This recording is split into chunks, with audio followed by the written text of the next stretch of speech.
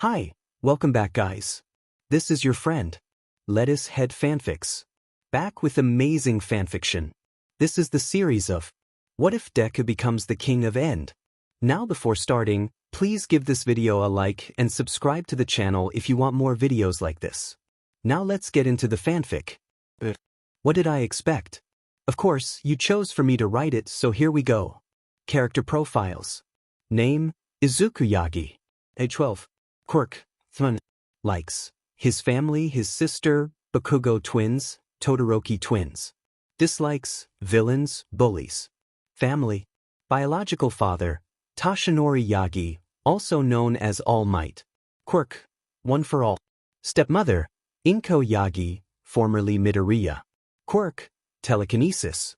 Hero name, magnetic, number 6 hero. Sister, Izumi Yagi. Quirk, enhanced telekinesis. Adopted sister, Tatsumaki Yagi. Quirk, psychokinesis. Hero name, Tornado of Terror, number 2 hero. Name, Izuku Yagi and age, 17. Quirk, fun. Power, King of End. Likes. His father figure, true family, his sister, Enderman, his friend Ranbu. Dislikes. His mother and sister, his friends, most villains. New family. Biological father, Toshinori Yagi, also known as All Might. Quirk, one for all. Father figure, Ender, King of End. Brother figure, Ranbu. Izuku's adopted daughter, Snowball, the most adorable child in the world. Chapter end. At that moment, a 7-year-old Izuku lay on the ground, bruised and beaten. A small girl with black and red hair knelt beside him, while a girl with short black hair and cat ears stood protectively nearby. But how did it come to this? Let's start from the previous day. Previous day morning. As the sun rose and people began waking up for work, our attention shifted to the Yagi household. In a spacious bedroom, Toshinori Yagi and his wife, Izuku Yagi, were peacefully asleep. The door to their bedroom creaked open, and a small girl with dark green hair tiptoed in, Izumi Yagi. She leaped onto their bed, rousing the two adults from their slumber. Dead. Wake up, she exclaimed. Do we have to? Toshinori groaned. Yes. Today, me and Oniai-chan will find out what our quirks are. Izumi insisted. Okay, we're up. Please get off and go get dressed, Izuku replied, stifling a yawn. Izumi dashed to her room to prepare, while the adults slowly got out of bed, wishing they could return to sleep. After a quick shower and getting dressed, they made their way to the kitchen, where Izuku and Izumi were already devouring pancakes. 2 more plates awaited the adults. Who cooked? Toshinori asked, eyeing the breakfast spread. Big sister Tatsumaki did, Izuku replied. Come on, eat so we can go check our quirks. Izumi urged. The adults chuckled at their energetic child and savored their pancakes. After the meal, the family piled into their car and set off for the doctor. Throughout the ride, Izumi could hardly contain her excitement, constantly asking, "Are we there yet?" Meanwhile, Izuku sat quietly, gazing out the window and clutching his mother's necklace.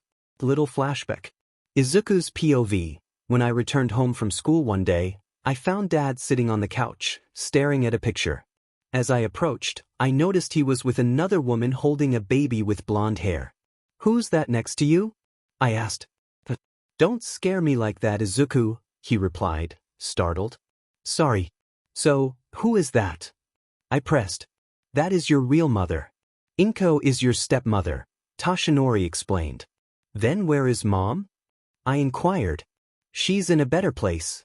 Now that you know the truth, you can have this, he said, removing a necklace from around his neck and handing it to me. It was a simple silver chain adorned with a gem that shimmered in multiple shades of green, with a black slit in the center resembling a cat's eye. This was your mother's necklace. It's her family's relic, and she wanted you to have it once you knew the truth. Please take good care of it, he urged. Of course. Can you please tell me more about Mom? I asked, my curiosity piqued. Of course, my boy, he replied. Flashback and 3D POV. The present rushed back to Izuku as the car came to a halt, and Izumi bolted out. Following her lead, the family entered the building and sat at the reception, awaiting their turn. Soon, the doctor emerged, clipboard in hand. "Is the Yagi family here?" he called out. The family stood and entered the office. The doctor instructed the parents to wait while he conducted the test. Afterward, the kids joined their parents in the waiting area. A few minutes later, the doctor returned, his expression somber, and sat down in front of the family. "I swear this is the worst part of my job. Mrs. and Mr. Yagi, I have good news and bad news. Which would you like to hear first?" he asked. Both parents, visibly anxious, replied, "Bad news. It appears that your son Izuku Yagi won't be getting a quirk anytime soon. This is due to him having 2 joints in his pinky toe." "I'm sorry, young man," the doctor said. Izuku froze at the news, and his family looked at him with shock and pity. "I won't be getting a quirk? That means I can't become a hero."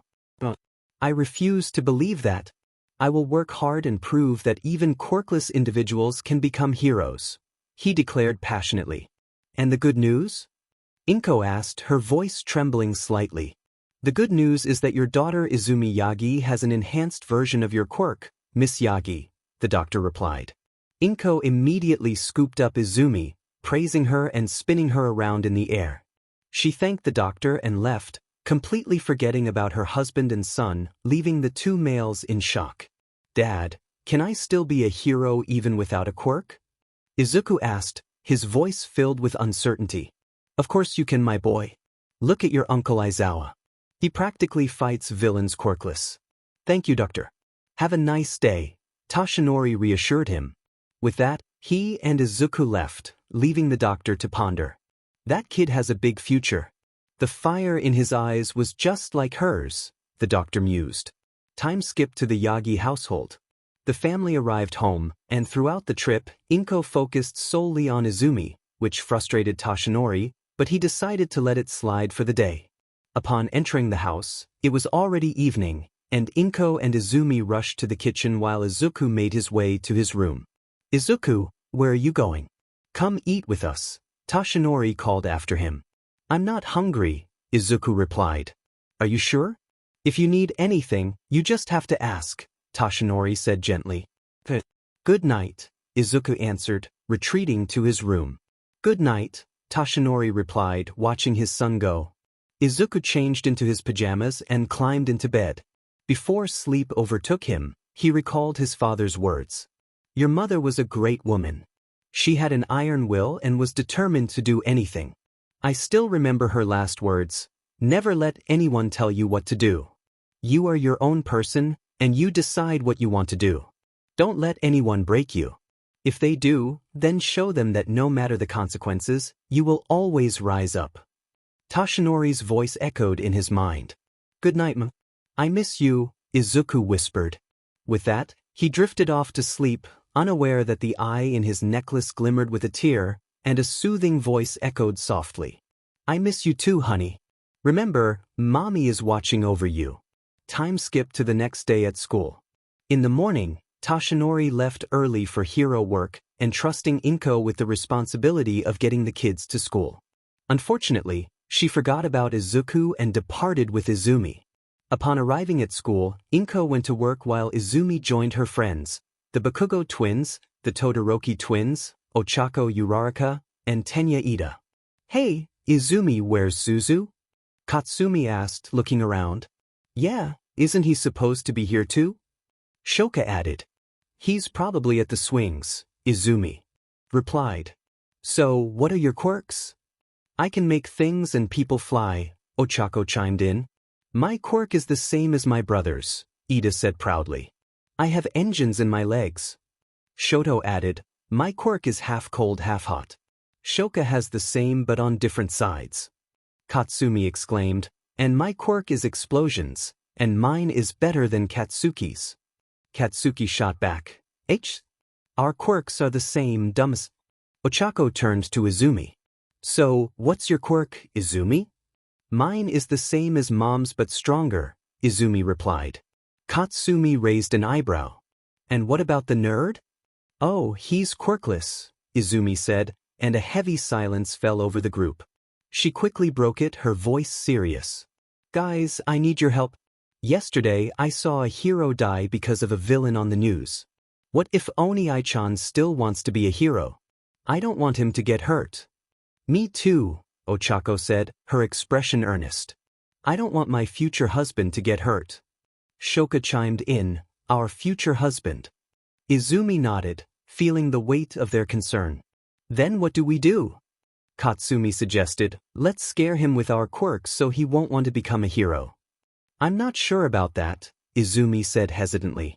Yeah, same here, Ochako agreed. But you don't want him to get hurt, do you? Ida pressed.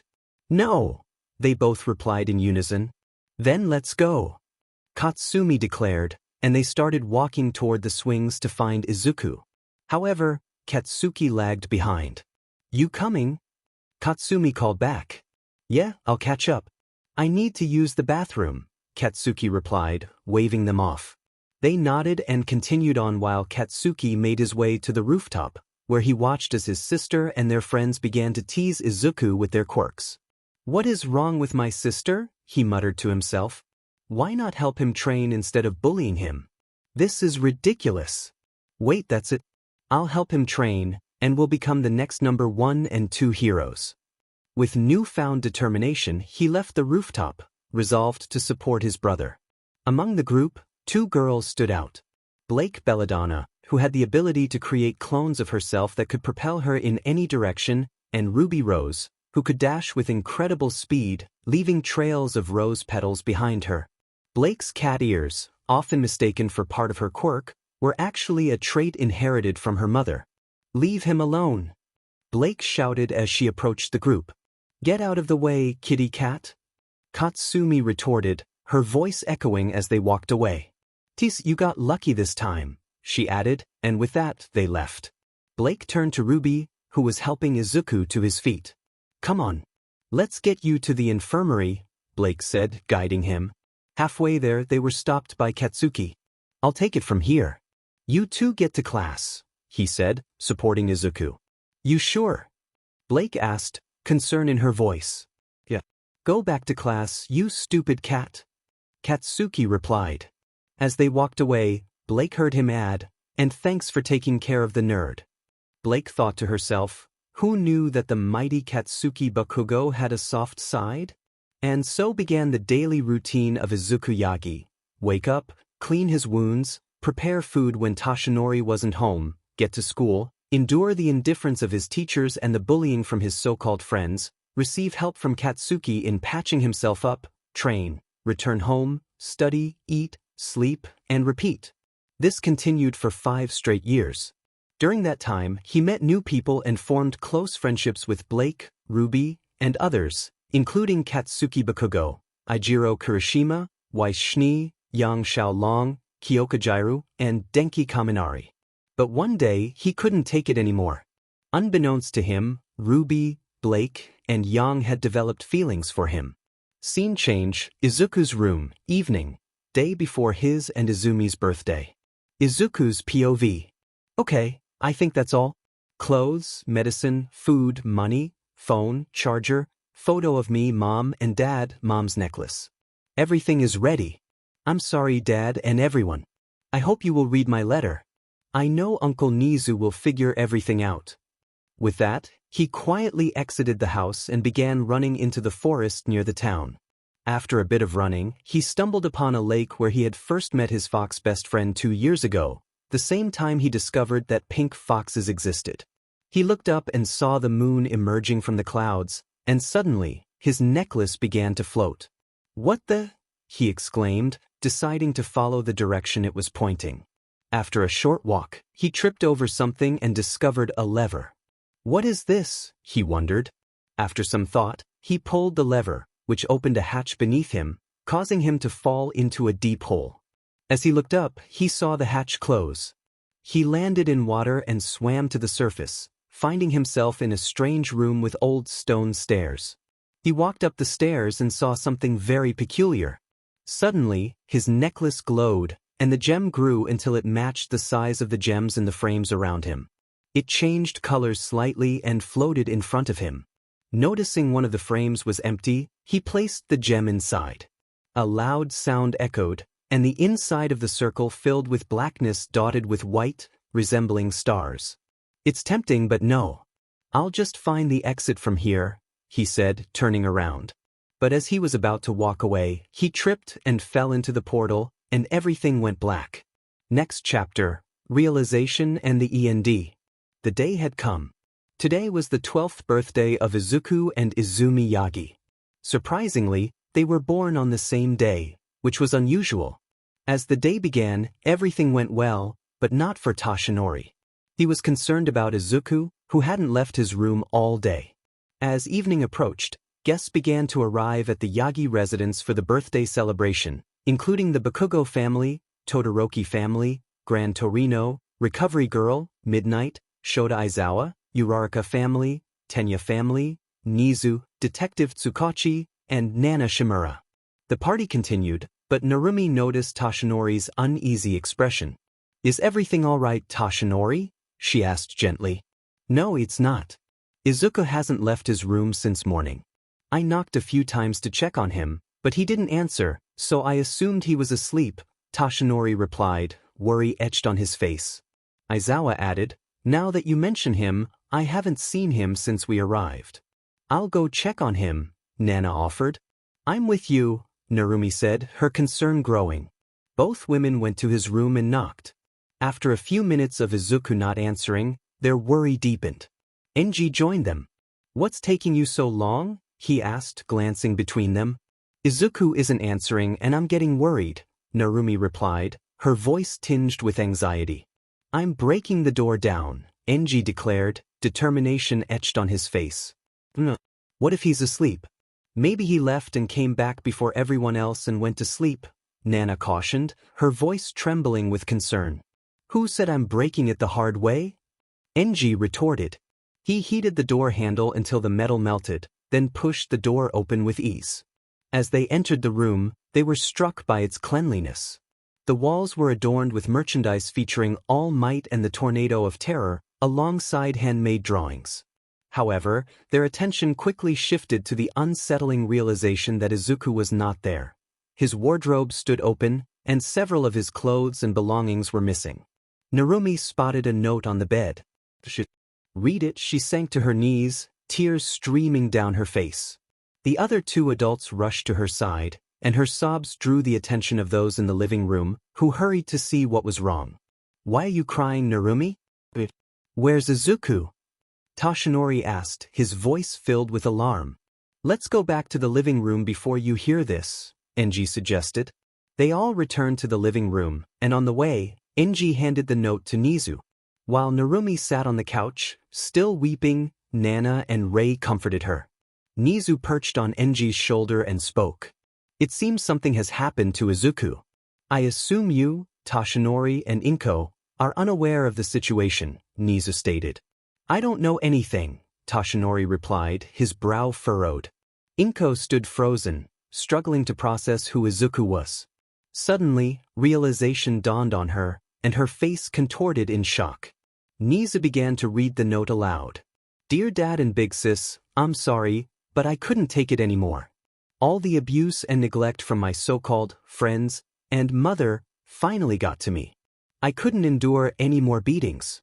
Dad, I'm sorry I didn't tell you the truth about my wounds, and I'm sorry, Big Sis, that I couldn't keep my promise. And to my abusers, why did you start bullying me? Was it because of my dream to become a hero? If I couldn't get into a hero course, I could have tried the support course. But now you've done it. Katsumi, Shoka, and Ochako, I have only one question for you. Why? I loved you, but now my love has turned to hate. Now to my so-called mother. Why did you ignore me? Just because I didn't have a quirk? Well, guess what? Dad didn't have a quirk either. Yes, I know about you and him being heroes. It's obvious. Now to my true friends and family. I apologize for running away, but I also want to thank you. Dad, Big Sis, thank you for caring for me and supporting my dream. Kaken, thank you for helping me and training with me. Uncle Enji, Auntie Rei, Big Sis Fuyumi, Big Bro Toya, and Natsuo, thank you for being there for me. Auntie Mitsuki, Uncle Masaru, thank you for teaching me how to protect myself. Grandpa, Grandma, thank you for teaching me manners. Uncle Shota and Big Sis Narumi, thank you for teaching me about heroes and helping me with my studies. Uncle Nizu and Auntie Nana, thank you for believing in me.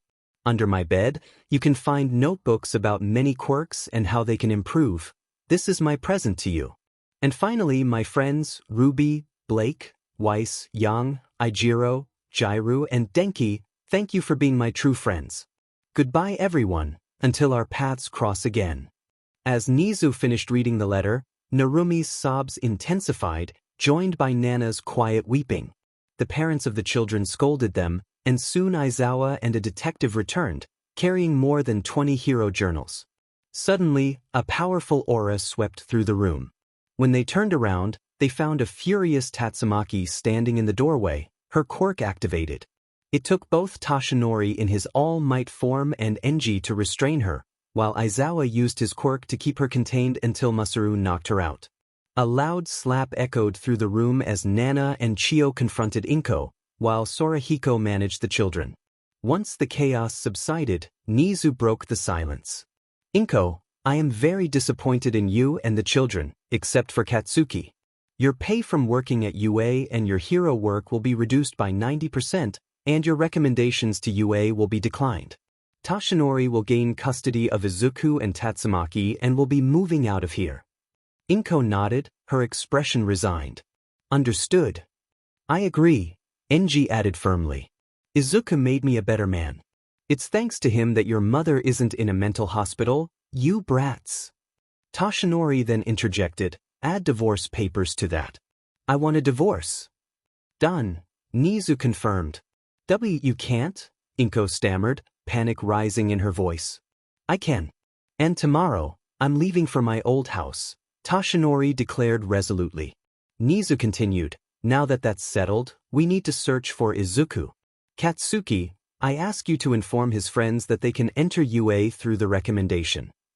Understood, Katsuki replied, determination in his eyes. Everyone agreed and set out to begin the search while the families returned home.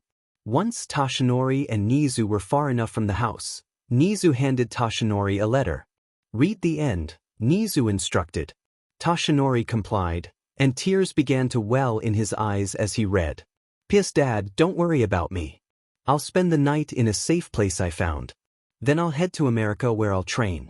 Don't be sad. I will see you all at the UA entrance exam. Meanwhile with Izuku, as Izuku opened his eyes, he realized he was no longer in that strange place. Now, he found himself somewhere entirely different.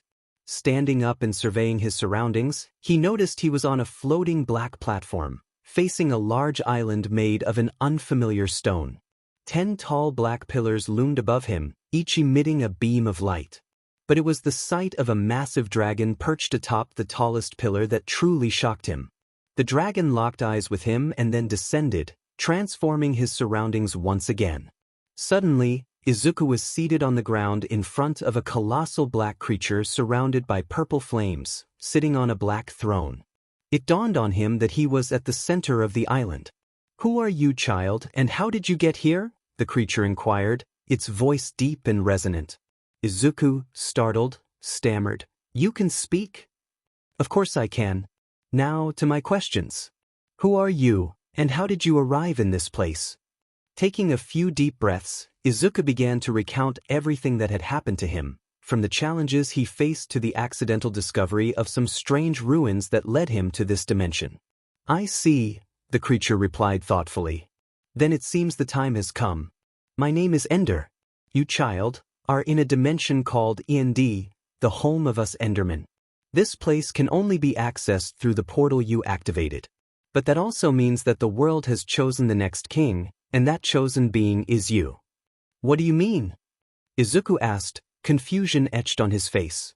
I can explain that, Ender said, his gaze steady and knowing. I turned to my left and saw a tall Enderman, but he was unlike any I had seen before. Dressed in a suit that was half white, he held a book and waved at me. Hello there. My name's Ranbu, and I'm the king's right hand, he said with a friendly tone. Nice to meet you. Oh, I haven't introduced myself. I'm Izuku Yagi, I replied, feeling a mix of curiosity and apprehension. Ranbu hummed thoughtfully as he jotted something down in his book. Now let me explain. BND itself isn't just a world. It's a living entity, sustained by a massive ender crystal beneath us. Ender crystal? I asked, trying to grasp the concept. See those things on top of the towers? Those are ender crystals. The one beneath us is much larger. It holds this island together, but it also needs a host to remain alive. King Ender is currently supporting it, but now that you're here, you'll be the next one to take on that role. But couldn't it be easier if one of you became the host? I questioned, hoping for a simpler solution. And that's the problem, Ranbu explained. Endermen can't become hosts, only humans can. I was once human too, just like you. I stumbled upon a portal and fell into it. However, if you weren't worthy enough to become the host, you would have perished the moment you entered the portal, so count yourself lucky. Yes, Ranbu continued, and as of today, you're our new king in training. We will teach you our language, and King Ender will guide you in harnessing the powers of the crystal. Okay, I'm ready to start whenever you are, I said, feeling a surge of determination. That's good. For now, you can rest in one of our cities.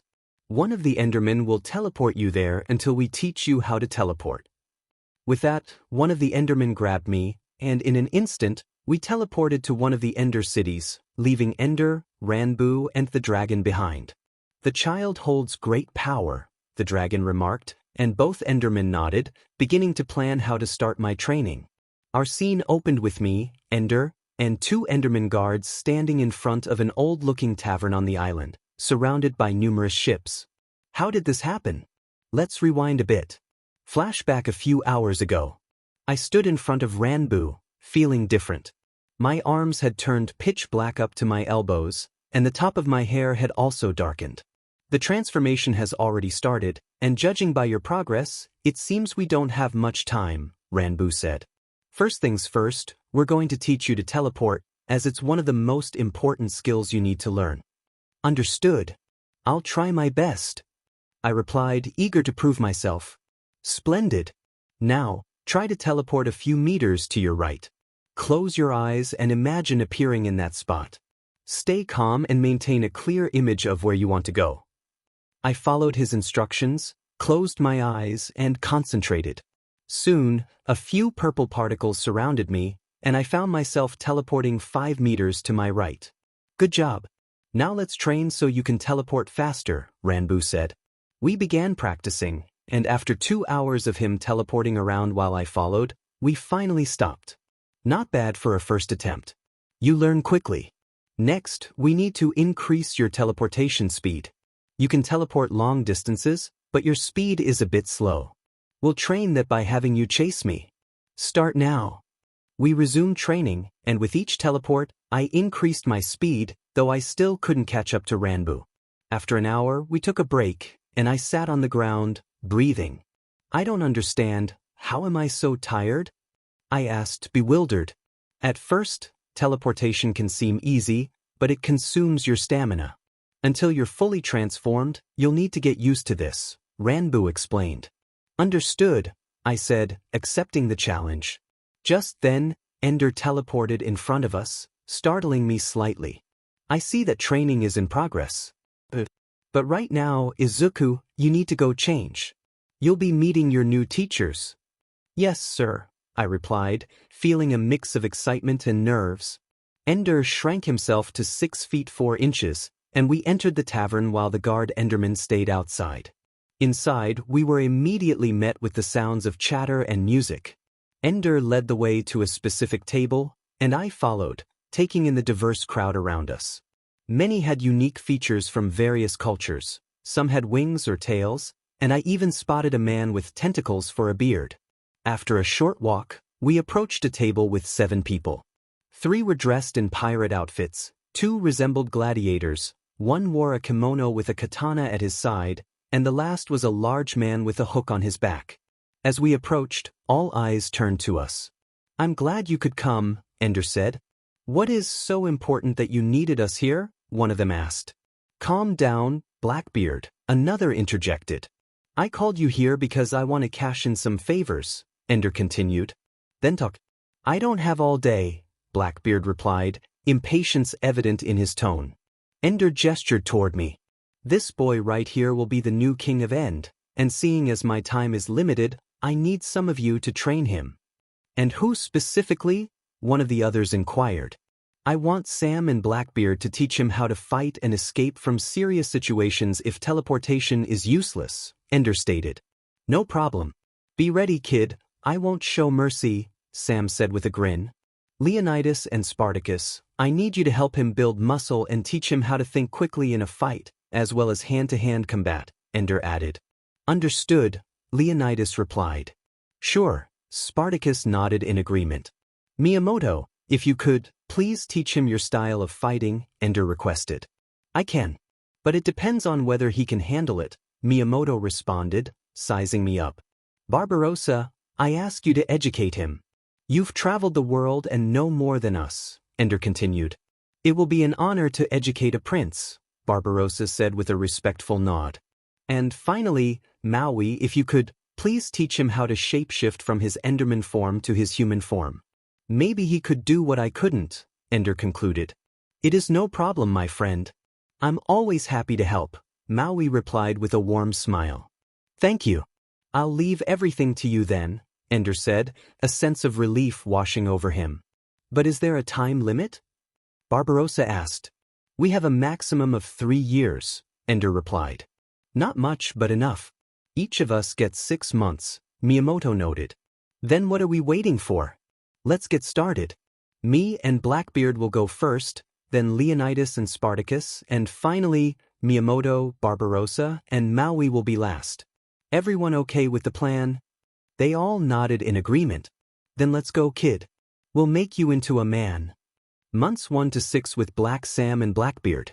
In the first 4 months of his training, Sam taught Izuku how to swim by throwing him into the water, which drastically increased his endurance and stamina as he swam after Sam's ship for hours on end. Sam also instructed him in various fighting techniques and escape tactics. Meanwhile, Blackbeard taught Izuku how to discern when someone was lying. Months 7 to 12 with Leonidas and Spartacus. During the following 12 months, Leonidas and Spartacus helped Izuku build muscle while teaching him to fight like a gladiator and think strategically in battle. They introduced him to various forms of hand-to-hand combat and the use of different weapons, including swords, spears, and maces. Most importantly, they instilled in him the understanding that even a shield could serve as a weapon and emphasized the importance of respecting his opponents. As a final test, they made him fight 2 lions bare-handed, a challenge he successfully overcame. Months 13 to 18 with Miyamoto. Training with Miyamoto was nothing short of intense. Initially, Miyamoto took it easy on Izuku, but when it came to swordplay with a wooden katana, he would defeat Izuku in mere minutes. When not engaged in combat training, Miyamoto had Izuku perform exercises to sharpen his senses. With each fight, Izuku improved rapidly, and soon Miyamoto began teaching him how to wield a real katana. After 6 grueling months of training, Izuku finally managed to defeat Miyamoto in a fair one-on-one duel. During their 6-month training PRD, Barbarossa imparted a wealth of knowledge to Izuku. From him, Izuku learned nearly every language in the world, how to think quickly in any situation, and the importance of remaining calm and collected. He also learned to respect others and assist those in need, along with some etiquette, which sparked his interest in the history of various nations. As a final test, Barbarossa and Izuku played chess. After a grueling match that lasted 19 hours, Izuku finally cornered Barbarossa's king and emerged victorious. By the end of this training, Izuku's IQ had soared to 500, surpassing even Izu. In the following 6 months with Maui, Izuku focused on learning about different sea creatures and survival skills on an island. It was during the 3rd month that he transformed into his Enderman form. Maui then began training him in shape-shifting, a skill Izuku mastered successfully. He also discovered that stepping into water did not harm him, unlike other Endermen. After 3 years of intense and enjoyable training, Izuku was nearly ready to assume his role as the new king of End. After bidding farewell to his teachers, who had become his friends, he teleported back to the End with Ranbu, only to find Ender sitting on his throne, slowly dissolving into purple particles. Izuku, you're here. It seems my time is up. I, Ender, King of End, hereby pass on the title to you, Izuku Yagi, as the new king of this dimension and the Enderman, Ender declared. Izuku knelt on one knee, and the other Enderman followed suit. I promise I won't disappoint you. I know you won't, Ender replied before turning to dust. Izuku felt a surge of pain in his chest but soon stood up, refreshed and aware of his newfound power. Congratulations, my lord. But you still have training to do with your Enderman powers, Ranbu said. I know. Do you think I neglected my training in teleportation? Let's start, Izuku replied. He trained for another year, string teleportation in the first couple of months. By months 3 to 12, he gained new abilities, including purple flame manipulation, ender crystal creation, night vision, and end portal manipulation. He also discovered he could communicate with Enderman and the Ender Dragon. Now at 16, Izuku felt a sense of boredom as he awaited the exam. Ranbu, he called. Ranbu teleported in front of him and bowed. You called my lord? Yes, transform into your human form. We're going to my old town to visit some people, Izuku instructed. Understood, my lord. As they prepared to return to Izuku's hometown, he donned a black coat, a purple gradient shirt, black jeans, and boots, while Ranbu wore a simple costume and mask that complemented his two-colored hair. Izuku snapped his fingers, transforming the two Endermen into human forms. Okay, now we're ready. Let's go. With that, they vanished in a swirl of purple particles. Upon arriving in Mizudafu, Japan, Izuku remarked, Here we are. My hometown. It looks like we're in a park. Ranbu admired the scenery. It's nice here. So much nature. It's very different from the end. Let's not waste any time. I can show you around town and some of my favorite places. We'll start with the arcade, Izuku suggested. As they explored, they attracted curious stares, with Izuku and Ranbu appearing as important figures, the two Endermen in disguise resembling bodyguards. They visited the arcade, the mall, and the amusement park, where the two elites had a great time. As night fell, Izuku led them to a nearby hotel for the night. Suddenly, an explosion erupted, and they teleported to the source of the sound. They arrived at a scene of chaos, witnessing a villain attack as heroes attempted to calm the crowd. Pushing through the throng, they reached the front and saw a sludge villain holding 4 kids hostage. Izuku instantly recognized them as his friends Katsuki, Katsumi, Izumi, and a white-haired girl with cat ears. Katsuki was trying to use his explosions to escape, but it wasn't working.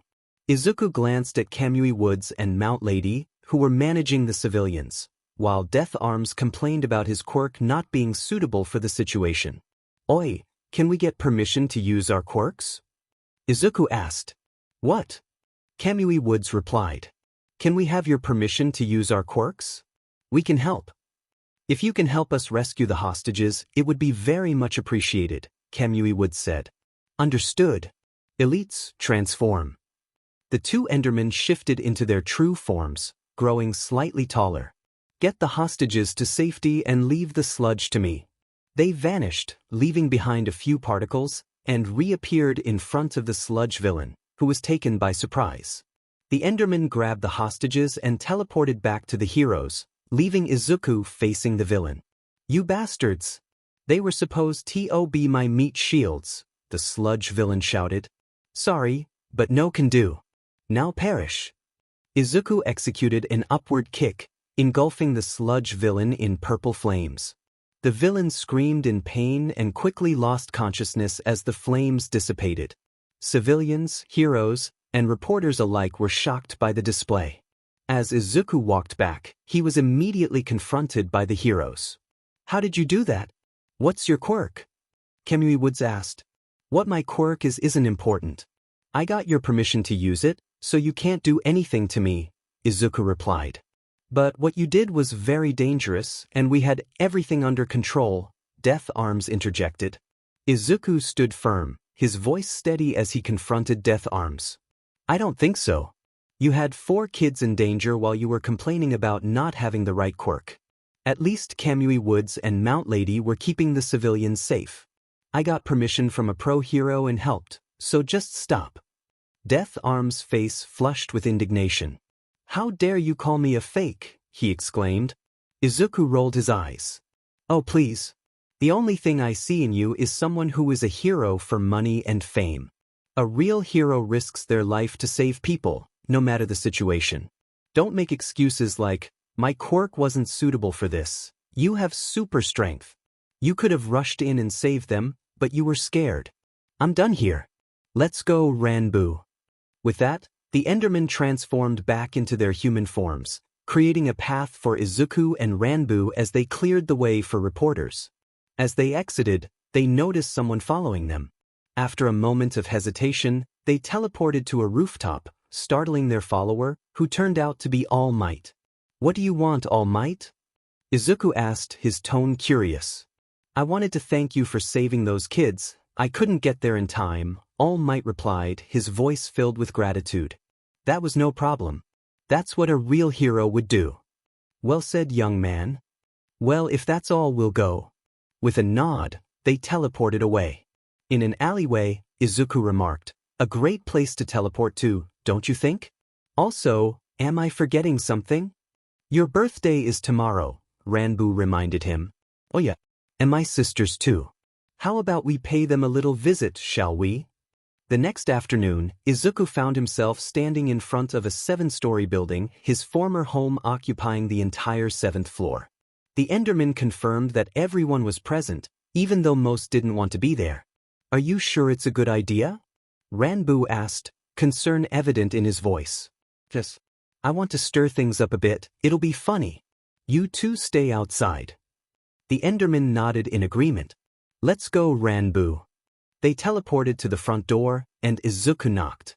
After a moment, the door opened to reveal his childhood best friend, Katsuki Bakugo. Aren't you the guy who defeated the villain yesterday?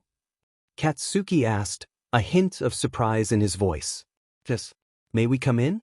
We have some information about someone you'd want to hear about. And who is that? Katsuki inquired, his curiosity piqued. Izuku Yagi. Katsuki's eyes widened, and he quickly gestured for them to enter. They stepped inside, and he closed the door behind them, leading them to the living room. Almost everyone was there. The Bakugo family, the Todoroki family, Grandpa Rino, Grandma Chio, Aunt Rumi, Uncle Aizawa, the Uraraka family, the Tenya family, Uncle Nizu, Detective Tsukachi, and Nana Shimura. Most importantly, Izuku's former mother and sister, along with his favorite dad and sister, Tatsumaki, were present. They all looked at him with curiosity. Wait, aren't you the boys from yesterday? What brings you here? Dad, Toshinori asked. We have information regarding the person you all missed, and I would like to speak privately with Mr. Nizu and Katsuki Bakugo afterward. That can be arranged. But who is the person you're talking about? Nizu asked, his interest growing. That would be your nephew, Izuku Yagi. In an instant, Tatsumaki appeared in front of Izuku, grabbing his collar and pulling him down to her level, glaring at him. He remained calm under her intense gaze. Where is my brother? She demanded. Overprotective much? Ranbu thought, stepping forward. I suggest you let go of the prince if you don't want to cause a scene. He noticed his claws were dangerously close to her neck. At this, most of the room prepared to fight. Tatsumaki, let go of him, Toshinori commanded. But now. She reluctantly released her grip and took a few steps back, while Ranbu relaxed his hand. Let's calm down, everyone, Nizu said, trying to defuse the tension. Now may I ask what you meant by war, mister? Let me introduce ourselves, Ranbu began. I am Ranbu, His Majesty's right hand and advisor. Next to me is Prince Ender, ruler of the End realm. Silence fell over the room. Most didn't believe what he had just said. The stillness was broken when a cup fell to the ground, dropped by Nizu himself, shocking everyone. Nizu quickly stood up, walked in front of Izuku and bowed deeply. I apologize for Tatsumaki's behavior, Your Majesty, he said, his voice sincere. It's all right. There's no need to bow, Izuku replied, trying to ease the tension. Sir, why are you bowing?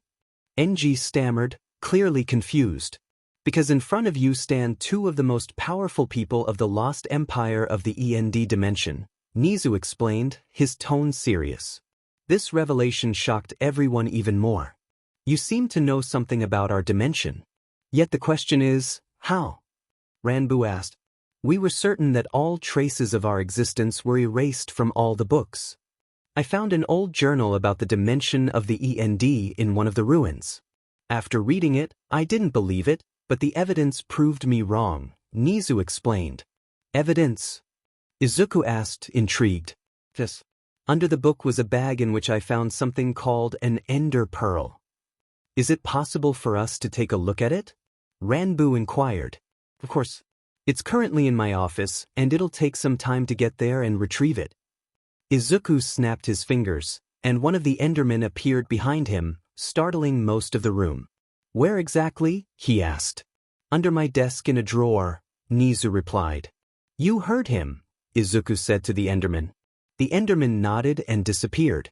After a few seconds, he reappeared, handed Ranbu a box, and then teleported away.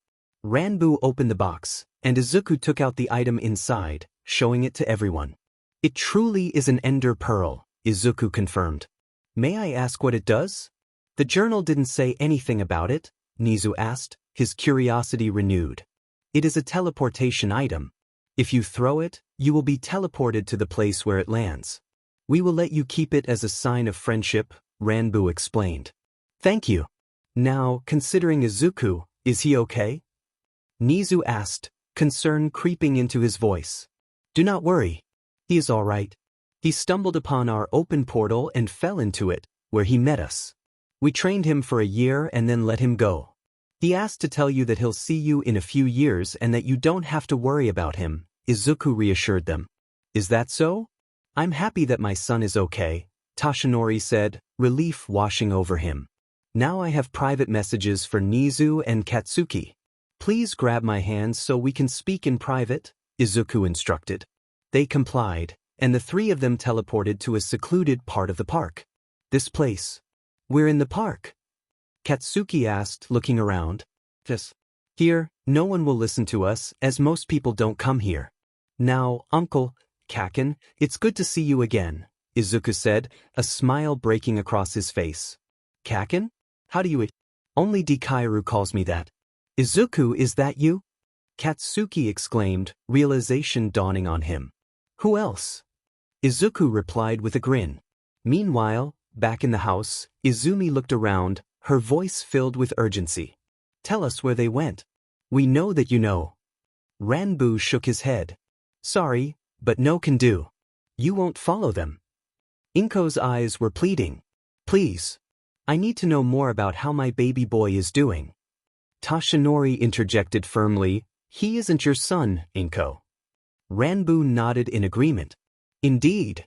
Considering that Izuku has informed us about you and the people here who have wronged him, you don't deserve to know anything. Katsumi's anger flared. Why you?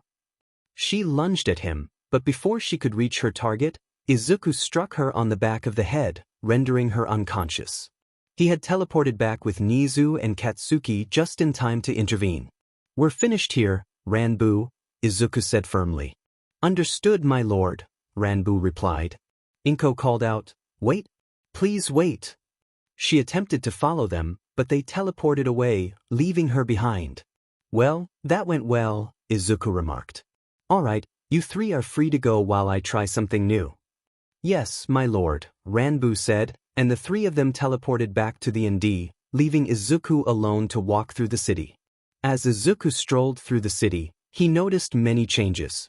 As he passed an alley, something struck his leg. Looking down, he saw a sight that made his blood boil. A little girl covered in bandages, her eyes wide with fear. He knelt down to help her up. Hey there. Are you okay? I'm sorry if my daughter disturbed you, sir, a voice said. A man with a bird mask emerged from the alley. Come on, Eri, don't bother random people. The girl clung to Izuku and whispered, Please. I don't want to go back. Standing up with her in his arms, Izuku glared at the man. I don't know what you've been doing to her, but I won't give her to you. He turned to Eri. Cover your ears and close your eyes, I don't want you to see or hear this. She obeyed, and Izuku stomped twice, summoning 2 Enderman guards. Deal with him. The guards nodded, and as Izuku walked away, he heard the man's cries fading into the distance. Once he was far enough, he uncovered Eri's ears. She looked up at him and he smiled reassuringly. Don't worry. The scary man is gone. You're safe now. Eri's eyes filled with tears, and she began to cry. Izuku wrapped his arms around her, offering comfort. After a moment, she looked up at him. Does that mean you're my papa? She asked. With a smile, he replied, Yes. It means I'm your papa. Now let's get you some clothes. He teleported to the nearest clothing shop, startling a few customers with his sudden appearance. He made his way to the kids section and picked out several outfits for Eri. She ended up wearing a cute outfit adorned with cats, complete with a pair of cat ears. Did she really like cats that much? After leaving the shop, Izuku teleported the bags of clothes to his room in the END and turned to Eri. Hey Eri, do you want to see something cool? What is it, Papa? She asked, her eyes sparkling with curiosity. He picked her up and said, Get ready. Teleport. A circle of light appeared beneath them, and they vanished in a flash of purple light. When they reappeared, they found themselves in front of a cat-made cafe. Izuku decided to walk inside. The atmosphere was serene, filled with soft music and cats wandering around. People played with the cats, while girls in maid outfits, some with real cat ears and tails, attended to the customers. Izuku found a free table and sat down with Eri on his lap. A maid approached them. Good afternoon. My name is Belfast, and I'll be at your service today. What would you like to order? I'll have the sweetest tea you have. What about you, Eri? Do you have sweets? She asked eagerly. We sure do. I can get you something special. I bet you'll love it. Then I'll leave it to you, Eri said, her excitement palpable. Your order will be ready in a few minutes. Meanwhile, enjoy playing with our little friends, Belfast said before walking away. A cat approached them, followed by a few kittens. Izuku set Eri down, and she immediately began to play with them. After a minute, a voice interrupted. May I sit with you, young man? Izuku looked up to see an elderly man dressed in peculiar clothing, leaning on a large wooden cane and sporting a long beard. His aura was striking. How strong is he? Izuku thought. Yes, of course, he replied. Thank you. The man sat down opposite him. After a brief silence, he introduced himself. I'm Shigekuni Yamamoto Genryusai. It's a pleasure to meet you. Izuku Yagi. Likewise. May I ask what you need? Someone with such a high power level as yourself isn't normal. The man chuckled. As I've heard, the rumors were true. A new king of END really does have heightened senses. The tension in the air thickened but quickly dissipated as the maid returned with Izuku's tea and some cookies for Eri.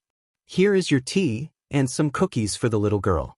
Would you like to order, sir? She asked. Some strong tea would be much appreciated, he replied. Understood. As she walked away, the tension returned, and the 2 men continued to stare at each other while Eri munched on her cookies. How do you know that? Izuku asked seriously. There is no need to be hostile. I simply heard rumors and decided to see for myself. Now I can say you're a good kid, you have a golden heart. The tension eased, but Izuku remained cautious. They make nice tea. Now back to the subject. You know about the existence of the END. That begs the question, what business do you have with me? That is simple, really. I want an alliance between your kingdom and the Soul Society. Soul Society? I thought it was just a myth, that it disappeared without a trace a few hundred years ago. Indeed. But in truth, we were transferred to a new dimension, to the one where we were needed. I somehow retained the ability to travel to this world and back. When I heard of a new king, I immediately started the search. I must say, you gave me some trouble. You were trained very well in hiding your aura. Thank you. But again, why do you want an alliance? I've been receiving reports of some Endermen attacking our Reapers and disappearing without a trace. One of the survivors described one of them wearing hollow masks, and I fear that something bad will happen in the future. When it does, it would be helpful to have your support. That is strange, yes. Izuku sipped his tea thoughtfully. I've had some reports of a missing Enderman. It seemed that something, or someone, had captured them and was controlling them. He had a theory that they could be brought back to normal if exposed to one of the END crystals. So does that mean? Yamamoto asked. Yes. The alliance between the Soul Society and the END dimension will happen, Izuku confirmed. Splendid, Yamamoto replied, a satisfied smile spreading across his face. Belfast returned and placed a cup of tea on the table in front of Yamamoto. Here you go, sir. If you need anything, just call for me, she said before walking away. Yamamoto took a sip of his tea, savoring its quality. Indeed, they do have good tea here. Now that that's settled, I have a question. Who is the little girl over there? He gestured toward Eri, who was happily munching on cookies. Izuku replied, You could say she's my adopted daughter. However, I'm considering changing that when she's older. Yamamoto raised an eyebrow. At such a young age and already a father? You know, I've been searching for someone to teach. Izuku frowned slightly. What are you implying? I want to train you, Yamamoto stated. Not only in our ways but also in how to navigate to our dimension. But why? Izuku asked, puzzled. Yamamoto's expression turned serious. As I mentioned, something bad is going to happen, and I fear I won't be alive afterward. I want to pass down my knowledge to someone who can take care of everything when I'm gone. Izuku took a deep breath, contemplating the weight of the request. If that's what you want, then I can't deny it. That's good to hear, Yamamoto replied. We'll start your training in a few days. Meanwhile, in the cafe's office on the second floor, Belfast entered to find her mother, Graphia, her sister, and Venelana gathered together. You needed us, dear? Graphia asked. Yes, Belfast replied. Do you remember the villain attack from before? Yes, Graphia confirmed. Well, the boy who helped us during that incident and defeated the villain is here, Belfast explained. That's great. Now we can thank him for saving you. Come on, lead the way, Venelana encouraged. Belfast guided them to the table where Izuku had been sitting, but upon arrival, they found only money left under the cup. Izuku, Eri, and Yamamoto were nowhere to be seen. It seems we were too late, Unraya remarked. It had been a year and 2 months since Izuku first met Yamamoto, and in those 14 months, much had transpired. Izuku and Yamamoto officially established an alliance between the Soul Society and the END dimension. During this time, Izuku helped Eri cope with her nightmares and anxiety, as well as learn to control her quirk. When he first brought her to the END, she had been a bit scared, but she quickly made friends with the Enderman and other creatures there. She began to call Ranbu uncle, and when Yamamoto visited to train Izuku, she affectionately referred to him as Grandpa. In the second month, a dragon egg hatched, resulting in the birth of 2 ender dragons. The smaller dragon quickly bonded with Eri, becoming her best friend. As for Izuku, Yamamoto was not going easy on him during training. They first unlocked his Ryoryoku, which turned out to be almost as immense as Yamamoto's own. Yamamoto began teaching Izuku how to HRSS it and introduced him to various techniques. Recognizing that Izuku was already on par with him in swordsmanship, Yamamoto decided it was unnecessary to focus on that aspect, though they sparred occasionally to keep Izuku sharp. By the 7th month, Izuku had finally unlocked his Zanpakuto and began training with it. After a year had passed, he had mastered nearly everything Yamamoto had taught him, but he still struggled to discover the name of his Zanpakuto. Following that, Yamamoto left to address issues in the Soul Society that had arisen during his absence. In the last 2 months, Izuku primarily spent time with Eri, teaching her many essential lessons.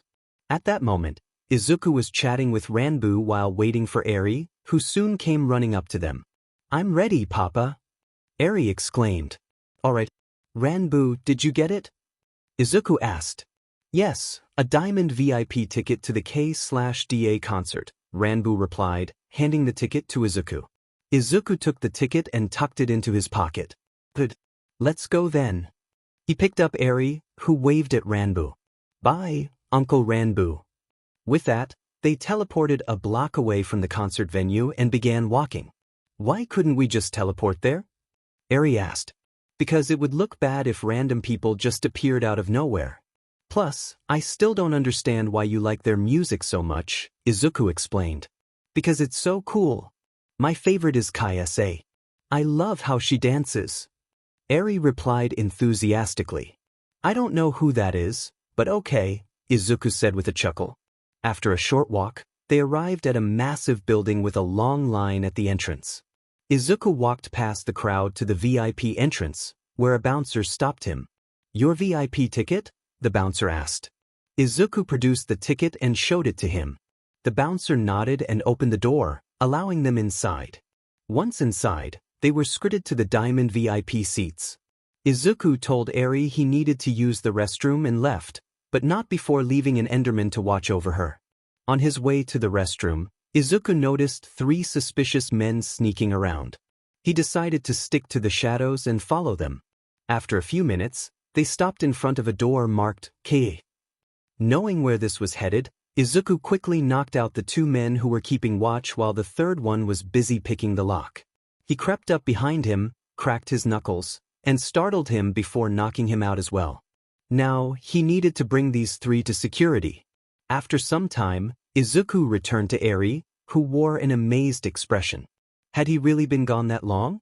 He picked her up, and she looked at him with excitement. Where have you been, Papa? You missed the show. Eri exclaimed. Sorry, Snowball. Some things came up that I had to deal with. Are you ready to meet them? He replied.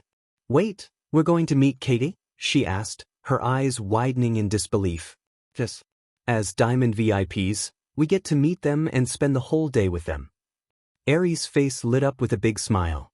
Yay. Izuku nearly had a heart attack from her cuteness. Just then, a man in a suit approached them and gestured for them to follow him. As they walked to the KDA's room, Izuku dismissed the Enderman. Upon arriving, the man opened the door, and they walked in. Inside, the KDA members were relaxing on the couches. Oh shoot, we were supposed to meet the Diamond VIP as well, one of them exclaimed upon noticing them. Oh, they're here. The rest of the girls turned to look at them, and silence fell until Eri jumped out of Izuku's arms and ran to hug one of the girls' legs. Oh my Papa! You're Kaisa. Can I have a photo with you? Eri asked, beaming. The KDA members shifted their attention to her, clearly melting at her cuteness. They began chatting with her and taking pictures while Izuku zoned out. Wait, did I hear you right? You said, oh my Papa? Maybe you meant, oh my God, one of the girls, Ari, said with a teasing smile. No, I meant Papa. He is strong and he is a king of our own world, Eri replied confidently. And who is your Papa? Another girl asked, intrigued. Eri pointed at Izuku. Him. The girls looked surprised. Akali exclaimed, but how? He looks no older than 16. Eri, with a bright smile, declared, I don't care. My Papa is the best Papa in the whole world. Too cute. Ari exclaimed, only to faint shortly after. Welp, there goes Ari, Serafina remarked, glancing at her friend. So, what do you want to do now? I snapped back to reality. What? Sorry, I zoned out. Don't ask me. My daughter wanted to come to your concert. I'm Izuku Yagi, and that's my daughter, Eri Yagi, by the way. Nice to meet you, the KDA members replied in unison. Wait, you're not a fan? Akali asked, her brow furrowing in confusion. Not really. I just know that you're a famous pop group, and that's all, I admitted. Didn't you hear our performance? Kaisa inquired. Sorry, but I didn't get the chance. Some guys tried to get in here, so I had to deal with them and then brought them to security. I basically skipped the whole thing, I explained. DMN, Akali muttered. So, Snowball, what do you want to do? I asked Eri. I want to go to that one big park, she replied. The amusement park? I clarified. Yes. That place, she said eagerly. All right then. We have half a day, so let's. I was interrupted when my phone rang. I stepped away from the entrance to answer it. What is it, Ranbu? Did something happen? I asked. My lord, the construction of your home is finally finished. If you could come and check if everything is intact, it would be great, Ranbu responded. That is great news, Ranbu. I'll be there in a few minutes. Tell all the Endermen who helped with the construction that they will be rewarded and can take a vacation from their duties, I instructed. Of course, there are also a few documents that you need to take a look at, he added. Understood. I'll be there in a few, I said before hanging up. When I turned around, I saw all the girls exiting their dressing room, with Eri running up to me. We're ready to go, Papa, she said excitedly. That's good, Eri. But I can't join you, I replied gently. Why? She asked, her excitement fading. I'm really sorry, but Ranbu called me and said there are some important things that need to be done. I have to go. But don't worry, I'll join you as soon as I'm finished, okay? Promise? She asked, looking hopeful. Pinky promise. And I'll buy you some candy apples tomorrow, okay? But you'll need to be a good girl the whole day, I assured her. But I promise, Papa, she cheered. Good girl. I picked her up, kissed her on the forehead, and handed her to Kaisa. Please look after her. If anything happens, say the word, Ender, and one of my guards will come to help you. With that, I teleported away, and when I arrived in the end, I smiled at the sight of the finished house. Back with the girls, from Kaisa's perspective, as he vanished, we exchanged glances and then looked at Eri. Let's go to the amusement park? Ari suggested. Yeah. Eri replied enthusiastically.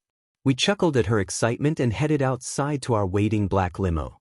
We climbed in and instructed our driver to take us to the amusement park.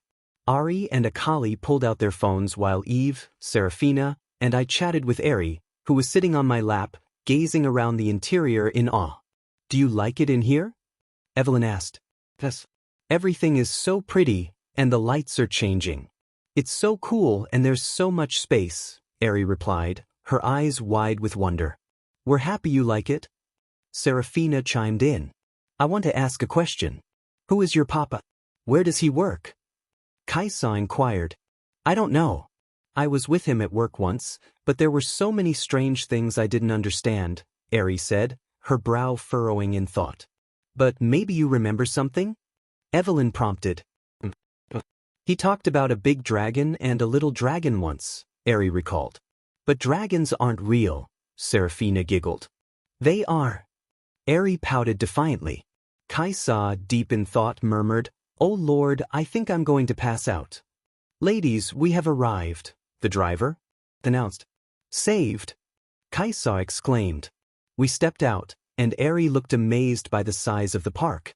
Pick us up in 3 or 4 hours, Evelyn instructed the driver. Understood, ma'am, he replied before driving away. We entered the park, leading Eri to various attractions and trying different snacks. Currently, we were sitting on the Ferris wheel, enjoying candy apples. I can't believe we've never tried these, Akali said, taking a bite. I know, right? Ari added, her eyes sparkling. Agreed. They're so good, Serafina chimed in. Yes. Candy apples are the best, Eri declared, her face lighting up. As the ride ended, we started to make our way to the exit when we heard screams and saw people running. Turning around, we spotted a monstrous creature charging toward us. We prepared to use our abilities, but just as it got close, it was blasted away by an explosion. Die! A voice shouted. When the smoke cleared, we saw a kid in a costume, maybe a hero in training. Let's go! It's not safe here, he yelled. Young Bakugo, you saved the civilians. Good job, another voice called out. To our left, the #1 hero of Japan, All Might, approached us. Young Bakugo, get the civilians out of here while I deal with the villain, All Might commanded. Of course. Also, All Might, that thing has super regeneration and slight shock absorption, Bakugo informed him. Understood. Thank you, young Bakugo, All Might replied. Okay, let's go. Let the pros handle it, Bakugo said, urgency in his voice. Wait, where's Eri? Ari exclaimed. What? Kaisa gasped. We looked around and didn't see Eri. Had she run off? Guys, look. Serafina shouted, pointing at the creature, which was holding Eri by her hair. Remembering what Izuku had told us, I screamed. Ender! Eri is in danger, I shouted. At that moment, a huge purple circle appeared beneath us and the creature. Eri then appeared in my arms, trembling in fear.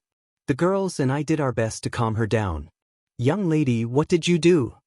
All Might asked, his brow furrowed. I don't know. The girl's father told me to say the thing you heard, and he would come to help, Kaisa explained, her voice shaking. Suddenly, a 4-meter-tall pitch-black portal appeared nearby, and something terrifying stepped out. From the portal emerged Izuku, and he was furious. He looked at the girls calming Eri and then at the creature. In an instant, he teleported in front of it, grabbed it by the head, and threw it into the air where All Might was waiting. As it neared him, All Might punched it with full force into the ground, where Izuku awaited with a massive purple fiery portal. As the creature fell into it, it roared in pain, the flames consuming it rapidly, preventing any regeneration. After a while, it was completely incinerated. Izuku then teleported to us, transformed into his human form, and took Eri into his arms. As soon as she saw him, she hugged him tightly, crying, while he comforted her.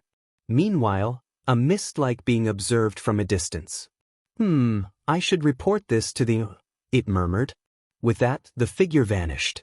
Back with the group, we stood at the entrance, surrounded by police cars, ambulances, and paramedics checking on everyone. From Izuku's perspective, he managed to calm Eri down, and she soon fell asleep.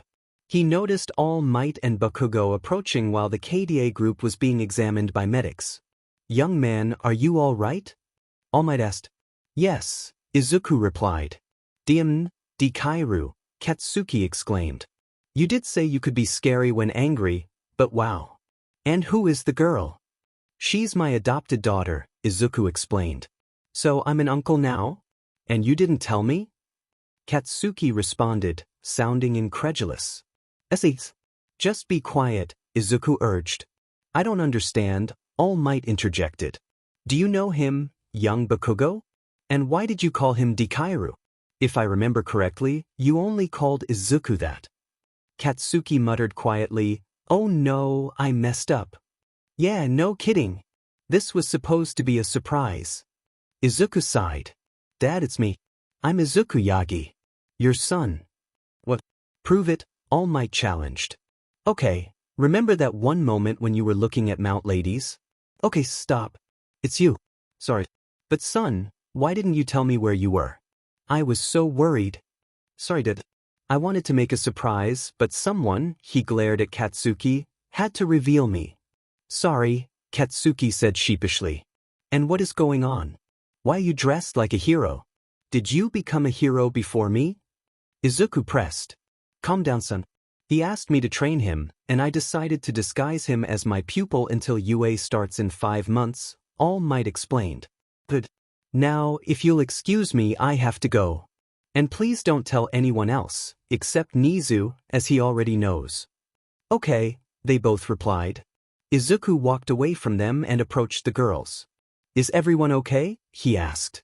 Yes. We're not hurt, Ari assured him. I'm sorry that everything ended like this.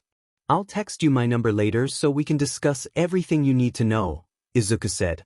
Okay, Ari replied. Also, he began, but was interrupted. Young man, a voice called out. Turning toward the voice, he saw Granny walking over to them. Thank you for your help in getting the people from under the rubble, Recovery Girl said. It was my pleasure, Izuku replied, then turned to the girls. Now then, thank you for looking after my little girl and for protecting her, the daughter of the void. Their eyes widened, but before they could respond, he teleported to the forest near the park. Sighing, he muttered, what an eventful day. Suddenly, he heard someone step on a twig behind him. Turning around, he saw a very familiar face looking at him. Well, hello, my dear old friend, he said, kneeling down. She regarded him with suspicion and remained still. Sakura, it's me. Izuku Yagi. The kid you found wandering through here. I had blonde hair, he explained. After a few moments of scrutiny, she ran to him and jumped into his arms. He gently set her down, and she looked at Eri, curiosity evident in her eyes. All right, this is Eri, my adopted daughter, he introduced. She nodded and began to walk away but stopped and looked back at him, motioning for him to follow. He complied. After a bit of walking up a steep hill, they arrived at a large gate, revealing a grand shrine-like building behind it. This day gets more interesting by the minute, he thought. Sakura led him to the shrine while he took in his surroundings. The diverse trees and natural scenery reminded him of what he had read in one of the books from that old library in the END. He checked on Eri, who was still sound asleep. As they approached the front doors, he felt a strong presence inside and prepared to teleport back to the END. When they reached the door, it swung open, revealing a blonde girl with fox ears and tails standing in front of them with a smile. "Annie, you're back," she exclaimed, then looked at Izuku and Eri. "Oh, and you brought guests." "Yes, I'm back. Please lead us to your mother, Kunu," Sakura instructed. "She speaks?" Izuku thought. "Okay." Kunu replied enthusiastically. With that, the girl picked up Sakura and began to lead them into the shrine, which looked more like a mansion from the inside. After a few minutes, they entered a room where a woman sat on one of the two couches. She looked at them and smiled. "Ah, I see you brought him, sister," she said. "Of course. Though he has changed quite a lot," Sakura replied. "Okay, what is going on?" Izuku asked, confusion evident in his voice. "Calm down, please take a seat, and I'll explain everything to you," the woman said. Izuku sat on the couch opposite her while the little girl settled to her left and Sakura took a seat on her right. He snapped his fingers, and one of the Endermen appeared. He handed Eri to it, instructing it to take her to her new room and watch over her. The Enderman nodded and teleported away. When Izuku looked back at the three foxes, they appeared shocked. "Hello," he said, snapping his fingers again. "All right, I apologize. Let me introduce myself. I am Yasaka, leader of the yokai. This is my daughter Kunu and my sister Yae," the woman said. "It's nice to meet you. I'm Izuku and may I ask why a leader of one of the factions of old needs me?" he inquired. "Merely to talk and to meet you, as I've heard many good things about you from my sister. You know her as Sakura, but her real name is Yae, and she's my right hand," Yasaka explained.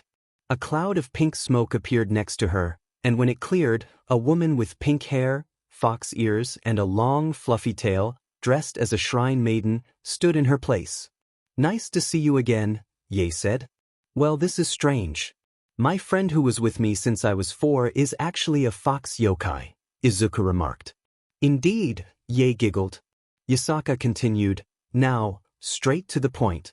I wanted to meet you because I sensed that the new king of END has taken the throne." Yae expressed her surprise at seeing Izuku. "And I'm quite surprised to see that it's you," she said. Izuku shrugged, a hint of a smile on his face. "What can I say? Life has many surprises. But this isn't the only reason for your visit, is it?" Yasaka shook her head. "No, the second reason is that I want to form an alliance with the END. When challenges arise in the future, we can join forces to defend our people. Plus, I want to see the look on the Dragon Lord's face when I tell him the END is back." "The Dragon Lord?" Izuku's interest piqued. Yasaka continued, "You probably don't know, but long ago, there were 3 major factions: the Yokai faction, the Dragon faction, and the END faction," Izuku interjected. "Correct," Yasaka affirmed. Each faction had multiple strong branches of races with their own unique powers, but the END was the strongest, despite having only one branch, the Shinigami. "No way," Izuku replied, astonished. "Sadly, they disappeared long ago. But back to the topic.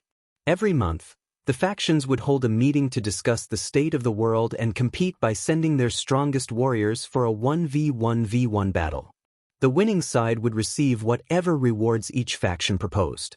However, the END faction mysteriously vanished, and no one knew where they went or why," Izuku finished for her. "Exactly. But now that we have met you, we can hold the meeting next month," Yasaka said. "That doesn't sound half bad. Plus, I would like to meet the leader of the Dragon faction. Forging an alliance with them could unite the 3 factions," Izuku suggested. "Splendid. So, does that mean you agree to our alliance?" Yasaka asked eagerly. Of course. It could be beneficial for both sides, Izuku replied. Thank goodness. I thought you might refuse, Yasaka said, visibly relieved. Yae then interjected, now, answer my question. Why do I sense a bit of yokai essence in you? Huh? Izuku responded, confused. Yasaka nodded in agreement. Now that you mention it, I feel it too. May we know who your parents are? Inko Midoriya and Toshinori Yagi, Izuku answered. Wait, Yagi? Yasaka asked, her eyes widening. Yes. Izuku replied, unsure of her reaction. Yae exchanged a knowing glance with her sister. Sister, don't you think? Yes, Yasaka confirmed. Izuku, your father is a descendant of one of the yokai clans, the Yagi clan. It had many different kinds of yokai in it, but I can't pinpoint which exactly. Oh, Dad will be surprised to hear this, Izuku said, a smile forming on his lips. Also, you should know that I came into contact with the leader of the Shinigami a while back. What? Yasaka and Yae exclaimed in unison. Yes. Actually, their leader found me. We have an alliance, and he visits from time to time. I can bring him here if you want, Izuku offered. Please do, Yasaka urged. Just then, Ranbu teleported into the room, bowing slightly. My lord, we have an emergency that requires your immediate attention. Thank you, Ranbu, Izuku said as he stood up. Well, ladies, it was nice talking to you, but I must go. With that, Ranbu and Izuku teleported back to the ND, where Ranbu led him to one of the pillars.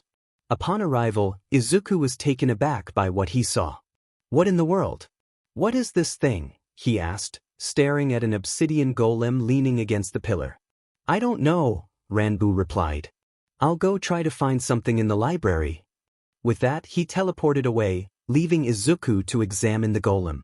He decided to check the other pillars and found similar golems, appearing as though they were emerging from the pillars.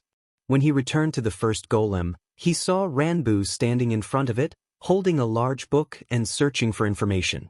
As Izuku approached the golem and touched it, it suddenly glowed and stood up, purple fire erupting from its elbows, back, and mouth, its eyes glowing purple as it regarded them. Found it! Ranbu exclaimed. My lord, take a look. He handed Izuku the book, and Izuku began to read aloud. The obsidian golem, they were created by the first king and served as protection and guards for important events and, if needed, in war. Unfortunately, the king could only create 25 of them. If he created more, they would simply crumble to dust. The golems only responded to the king's commands and acted on their own in case of danger. They were used as builders and constructed the foundations for many end cities as well as the 10 obsidian pillars. The golems were also used as suits of armor for Endermen, as they could shrink to their sizes and were almost indestructible, 10 times tougher than obsidian. After the 9th king of End took the throne and the END dimension disappeared from the mortal world, the golems fused themselves with the pillars, as the 9th king couldn't support their existence due to his weakness. But as the 10th king arrived, the golems felt his power and answered his call. What the hell? Who wrote this? Izuku asked, bewildered. I don't know, Ranbu replied. But it seems like this book has an enchantment that allows it to write itself. I know of only a few other books with the same enchantment. We'll need to look into this more later, Izuku said, glancing at the golem. Now, what to do with you? The golem regarded them for a moment, then nodded and began to walk away. Well, that went well, Izuku remarked. Yes. Oh, and Eri is awake and was asking where you were, Ranbu added. Thank you for telling me, Izuku said, handing him the book. Now please find the other self-writing books and leave them in my office. Ranbu took the book and teleported away while Izuku focused on Eri's aura and teleported her to him. When he looked down, he saw her carrying the baby dragon, which had grown slightly. As she noticed her surroundings, she looked around until she spotted him. When their eyes met, she smiled, and Izuku felt his heart skip a beat. Too adorable! He exclaimed. There you are, Papa. I woke up in a room, and when I walked out, I saw very long halls and didn't know what to do, but I saw Uncle Ranbu walking and asked him where you were, Eri explained excitedly. Oh, sorry. But if you want to know where you are, turn around and look up, Izuku replied. What do you mean? She asked, turning around to look up. Whoa, that's so cool. Izuku looked up as well and saw their new home, along with a residence for most Enderman guards and workers, the End Capital, which was situated above the island. It's cool, huh? Now, I wanted to ask, did you think of a name for your little friend? He inquired. Yes. I named him Toothless, Eri said, beaming at the dragon. May I ask why? Izuku asked, curious. Come on, show Papa what you can do, she encouraged Toothless. The dragon opened its mouth, retracting its teeth to give the impression that it had none. Well, that's a surprise. But right now, we're going to eat, and we need to head to UA as the entrance exam is in a few hours, Izuku said. Okay. Eri replied enthusiastically. A brief time passed, marked by Eri and Toothless giving Izuku puppy eyes, nearly causing him to melt. The scene shifted to a dimly lit room filled with screens, each displaying different individuals in hero costumes as they observed students preparing for the practical portion of their exam. Among the students were several who had gained admission through recommendations, including Momo Yaoyorozu, Kaneko and Kuroka, Chata, Tuju, Ruby Rose, and Weiss Schnee. All Might's voice boomed with enthusiasm. We have many promising students today. Aizawa, leaning back in his chair, replied skeptically, but I doubt that even half will pass. Nizu, the ever-optimistic principal, interjected, Now, Aizawa. Have a little faith in them. The exam will start shortly, but the last recommended student still hasn't arrived. Tatsumaki raised an eyebrow. And who is that exactly? You'll see, Nizu said just as a purple portal opened beside him. I stepped through, holding Eri, who was dressed adorably with her hair styled in braids. I hope we're not late, I said, glancing around. No, not at all, Nizu assured me. I set Eri down, and she immediately ran to All Might, hugging his leg. Uncle All Might, she exclaimed, her face lighting up with joy. Haha, it's good to see you again, little sunshine, he laughed, lifting her onto his shoulder. The others watched in surprise at the heartwarming scene. Quiet, everyone, we're starting, Nizu announced. With that, the gates for the students opened, and they rushed in. I focused on watching Katsuki, Eijiro, Yang, Blake, Jairu, and Denki as they tackled the exam. Katsuki dashed around, obliterating robots with explosive blasts, while Eijiro slashed through them with his quirk activated. Yang utilized her gauntlets to shoot and absorb hits, Blake dispatched robots with her sword and shadow clones, and Jairu and Denki teamed up to take down bots with their powerful combos. After a while, Nizu smirked, a gesture that made some people uneasy. I think it's time to test our students, he declared, slamming his paw on a large red button that released giant zero-pointers in every city. Most students began to flee, but a few stayed behind to help those who were injured. I spotted a blonde girl trapped under rubble as a zero-pointer approached her. Nizu, stop the bots. I shouted, panic rising in my chest. I'm trying. The button isn't working, he replied, frustration evident in his voice. Just then, I saw Katsuki and Yang rushing to help her. As the zero-pointer was about to step on the girl, Katsuki dashed beneath its foot and unleashed a powerful explosion upward, causing the zero-pointer to stumble back. Yang then soared up to its face and delivered a devastating punch, sending it crashing to the ground. Would you look at that? The two who didn't get along at all are working together, I thought, impressed. Present Mike announced that the exam was over as the students made their way back to the entrances of the cities. Katsuki and Yang helped the girl out from under the rubble, assisting her as she regained her footing. Well, that went well, Nizu remarked, though the disbelief on everyone else's faces suggested they disagreed. In Nizu's office, I found myself in a conversation with the principal. You want me to teach a selected few students of my choosing, why exactly? I asked, bewildered. So they can become the new generation of END guards. You said it yourself that you need candidates to wield the golems, Nizu explained. Yes, but I didn't mean it like that. Those students also need to possess the right sense of justice and a strong mind, I countered. And that's why you're going to choose them. But no more than 10, Nizu insisted. I let out an irritated sigh. You're one crazy rat, you know that? Yup, he replied cheerfully. Fine, I conceded. Splendid. Also, Aizawa is waiting for you at the entrance of Class 1A, so don't keep him waiting, Nizu added. Yeah, you crazy rat, I muttered as I left the office, making my way to the door of Class 1A. I wondered how Eri was doing. She was probably having fun. Meanwhile, Eri was marveling at her surroundings. Whoa, your tails are so fluffy, she exclaimed, looking up at Yasaka. Thank you, Yasaka replied with a smile. Back with me, I approached the classroom and spotted Aizawa sleeping on the floor. I walked over and nudged him awake. Uncle, wake up. We need to start the class, I said, trying to rouse him. You go in, I'm going in after you, Aizawa mumbled, still half asleep. Understood, I replied, stepping into the classroom. Inside, the atmosphere buzzed with chatter. Katsumi was being scolded by Ida, and everyone was seated, except for Katsuki, who remained silent.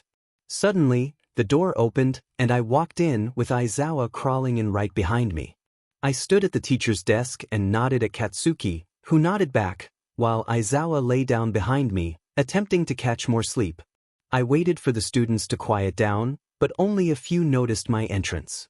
After a moment, I cleared my throat loudly enough to gain their attention. Most of them stopped talking and focused on me.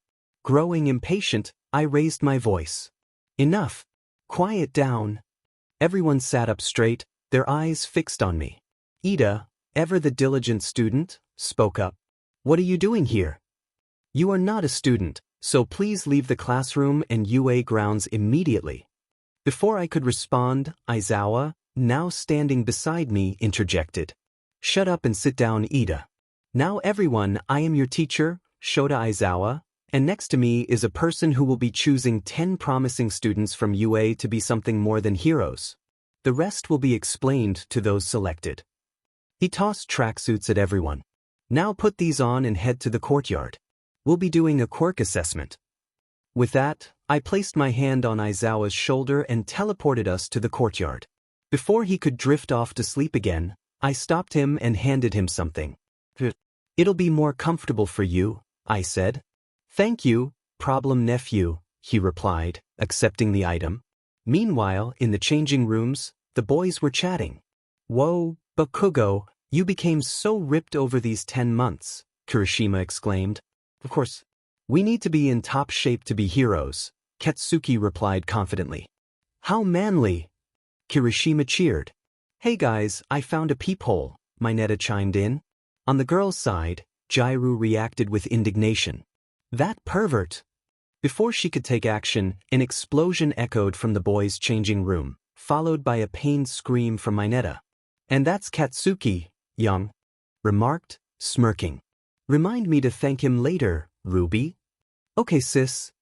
Ruby replied, giggling. Soon enough, everyone finished changing and exited the changing room. However, before they could head out, they heard a commotion from the boys' changing room. Curiosity piqued. They opened the door slightly and were surprised by what they saw. After that, they made their way to the courtyard where Aizawa and I were waiting for them. From my perspective, I observed as the students arrived. Familiar faces filled the courtyard. Aizawa began explaining the quirk assessment and called on Katsuki to throw the ball using his quirk. Katsuki complied and scored an impressive 705 meters. Then the pink girl, Mina, remarked that it would be fun. I knew then that she had just doomed the entire class. If you think this will be fun, then you should also know that the person who scores last will be expelled, I warned. The class erupted in shock. What? They exclaimed in unison. This is unfair. Mina protested. Aizawa's speech about the unfairness of the world triggered a wave of emotions among the students. Soon after, the test began. Everyone performed admirably, except for one individual. I felt a swell of pride as I watched my friends not only hone their quirks but also train their bodies to maximize their abilities. At the end of the test, everyone gathered to review their scores. The results were as follows. Katsuki Bakugo, Yang Xiaolong, Izumi Midoriya, Minoru Mineta, Minetta's reaction was immediate and dramatic. "No!" he cried out, sprinting toward the girl who had placed last. I quickly teleported in front of her, catching him by the face to halt his advance. "Now is the right time to tell you that the expulsion was a lie," I said, my voice steady. "However, what you did, Minetta, counts as inappropriate behavior. Therefore, from this moment on, you are expelled from UA." With that, I tossed him off the UA grounds. "Now, all of you head back to your class while I report what happened with Minetta," Aizawa instructed. Time skipped to the classroom after they changed. From my point of view, I leaned against the wall near Katsuki's desk, engaged in conversation with him when the pink girl from earlier decided to chime in. "I know. Why don't we all introduce ourselves while the teacher is out?" she suggested enthusiastically. "Great idea," Ida agreed. Everyone began introducing themselves, except for me. Once they finished, Kaken and I were about to resume our conversation when Mina, the pink girl, approached me. "Introduce yourself," she insisted. I sighed and glanced at Kaken, who nodded in encouragement. Standing up straight, I prepared to speak as Mina stepped aside. "My name is Izuku Yagi, and my quirk is something you don't need to know about," I announced, opening my arms for a hug. As expected, Ruby rushed toward me using her quirk and jumped into my arms. She looked up at me with teary eyes and managed to utter a few words. "Zoo, is that really you?" she asked, her voice trembling. "Yes, it's me, Rose Petal," I replied. She wrapped her arms around me tightly, and soon my other friends and Kaken joined the embrace. After a minute, they released me, ready to ask questions, but I heard rapid footsteps approaching. I turned to see my ex-sister and ex-friends walking toward us. "Oni-chan, is that really you? I missed you so much," Izumi exclaimed, rushing at me for a hug. I quickly summoned my Zanpakuto and pointed the tip at her neck, stopping her in her tracks. Shock spread across her face, mirrored by the others. "Don't you dare call me that. You lost the privilege to call me that the moment you and my so-called friends started bullying and beating me up. So shut up and get back to your seat," I commanded. The others returned to their seats, and I sheathed my Zanpakuto. I glanced at my friends, who wore expressions of surprise. Ruby looked at me with a pout, holding a large jar labeled, "Swear Jar." "Ruby, I'll buy you as many cookies as you want if you let me swear," I offered. "Deal," she exclaimed. "Good. Now, ask your questions." "I know you have plenty," I said. Our scene shifted to the UA cafeteria, where students were eating and chatting. Our group, Izuku, Katsuki, Kirishima, Denki, Ruby, Yang, Weiss, Blake, and Jairu, was gathered around a table near the window. Ruby sat on my lap, devouring cookies made by Lunch Rush, for which I had even paid him with a gold bar. "So, what did the teacher mean by the selected 10? Katsuki asked, curiosity evident in his tone. "I can't say yet. Only those chosen will know," I replied. "Oh, come on. You won't even tell your friends?" Denki pressed. "Sorry, but no. I will inform the selected individuals, but I can tell you who some of them are," I said. "Well, who are they?" Weiss inquired. "Well, Katsuki, Kirishima, Yang, Blake, and Ruby. You are the first 5, I still need to choose 5 more," I explained. "Hell yeah." Yang cheered. "What will we do?" Ruby asked, her eyes sparkling with excitement. "I won't tell just yet. I still need to choose the rest. And don't give me that look, you're too adorable and it won't work on me," I said, pinching her cheek playfully. Ruby pouted, but before she could respond, an alarm blared, and some students began screaming about a villain attack. I looked out the window and saw a group of journalists causing chaos. Ida was attempting to calm them down, but it was a futile effort. "Bro, if you would," I said to Katsuki. "I gotcha," he replied confidently. With a powerful explosion into the air, he commanded everyone's attention. "Calm down. It's just press. If this is what future heroes will be like, then I'm disappointed. Now go back to your classes calmly," he shouted. With that, he sat down, and the students quietly returned to their classes. "Wow. Didn't think you still had it in you," I remarked. "Yeah," Ruby said, then suddenly realized, Swear jar. She pulled the jar from nowhere and threw it at Katsuki's head. When it hit him, he fell to the ground, and the jar flew into the air. As he fell, his wallet flew out and opened midair, releasing a few dollars that magically landed in the jar. The jar then hit the table and returned to Ruby's hands, completing a flawless quadruple backflip. Okay, that's done. Let's go or we'll be late for class, Ruby said, walking away and leaving the group in shock. What in the... Weiss began. Don't question it. Just don't, Yang interjected. Okay, Blake replied, and the group left, with Denki and Kirishima helping Katsuki to Recovery Girl. Meanwhile, I teleported to a dark room illuminated only by a lamp on the table, leaving the rest of the room in shadow. Ah, I see you arrived, Mr. I, a voice said from the darkness. Of course. Do you have what I asked for? I replied. Of course. A figure stepped into the light, wearing a red suit and mask, carrying a blue case. It was the Red Spy. Now all that's left is Mr. Y. As he said this, Yamamoto emerged from the shadows.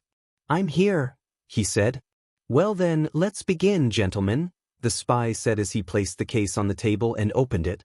I found what you requested and uncovered some intriguing details. He pulled out a few papers and laid them on the table.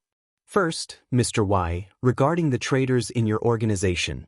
I investigated the backgrounds of everyone you mentioned and discovered that the traitor is a man named Sosuke Aizen.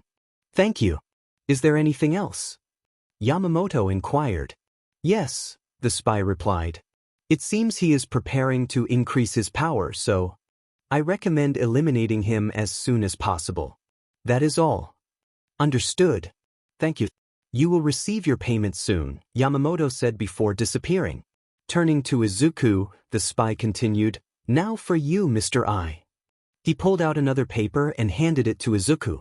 Please take a look and tell me what you see. Izuku read the document, noting that 5 people had disappeared from different locations and several minor prisons had been destroyed. Something doesn't add up, he remarked. And that is why I want you to examine this photo, the spy said, placing an image on the table. This man has been seen at the locations where those 5 people vanished. Izuku scrutinized the photo. That's correct. Number 1 villain, all for one. So he's planning something, Izuku concluded. I assume so.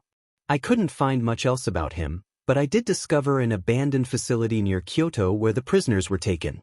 I managed to capture one of the villains and, politely, asked him a few questions. What did you find out? Izuku asked. They're creating something called Nomu. I don't know what it is, but it must be dangerous if they require that many people. Thank you. If you can, please continue investigating the other matter I asked about. The payment will be doubled if it proves fruitful. Izuku placed a small box on the table. Inside the box is your payment for this. I bid you farewell.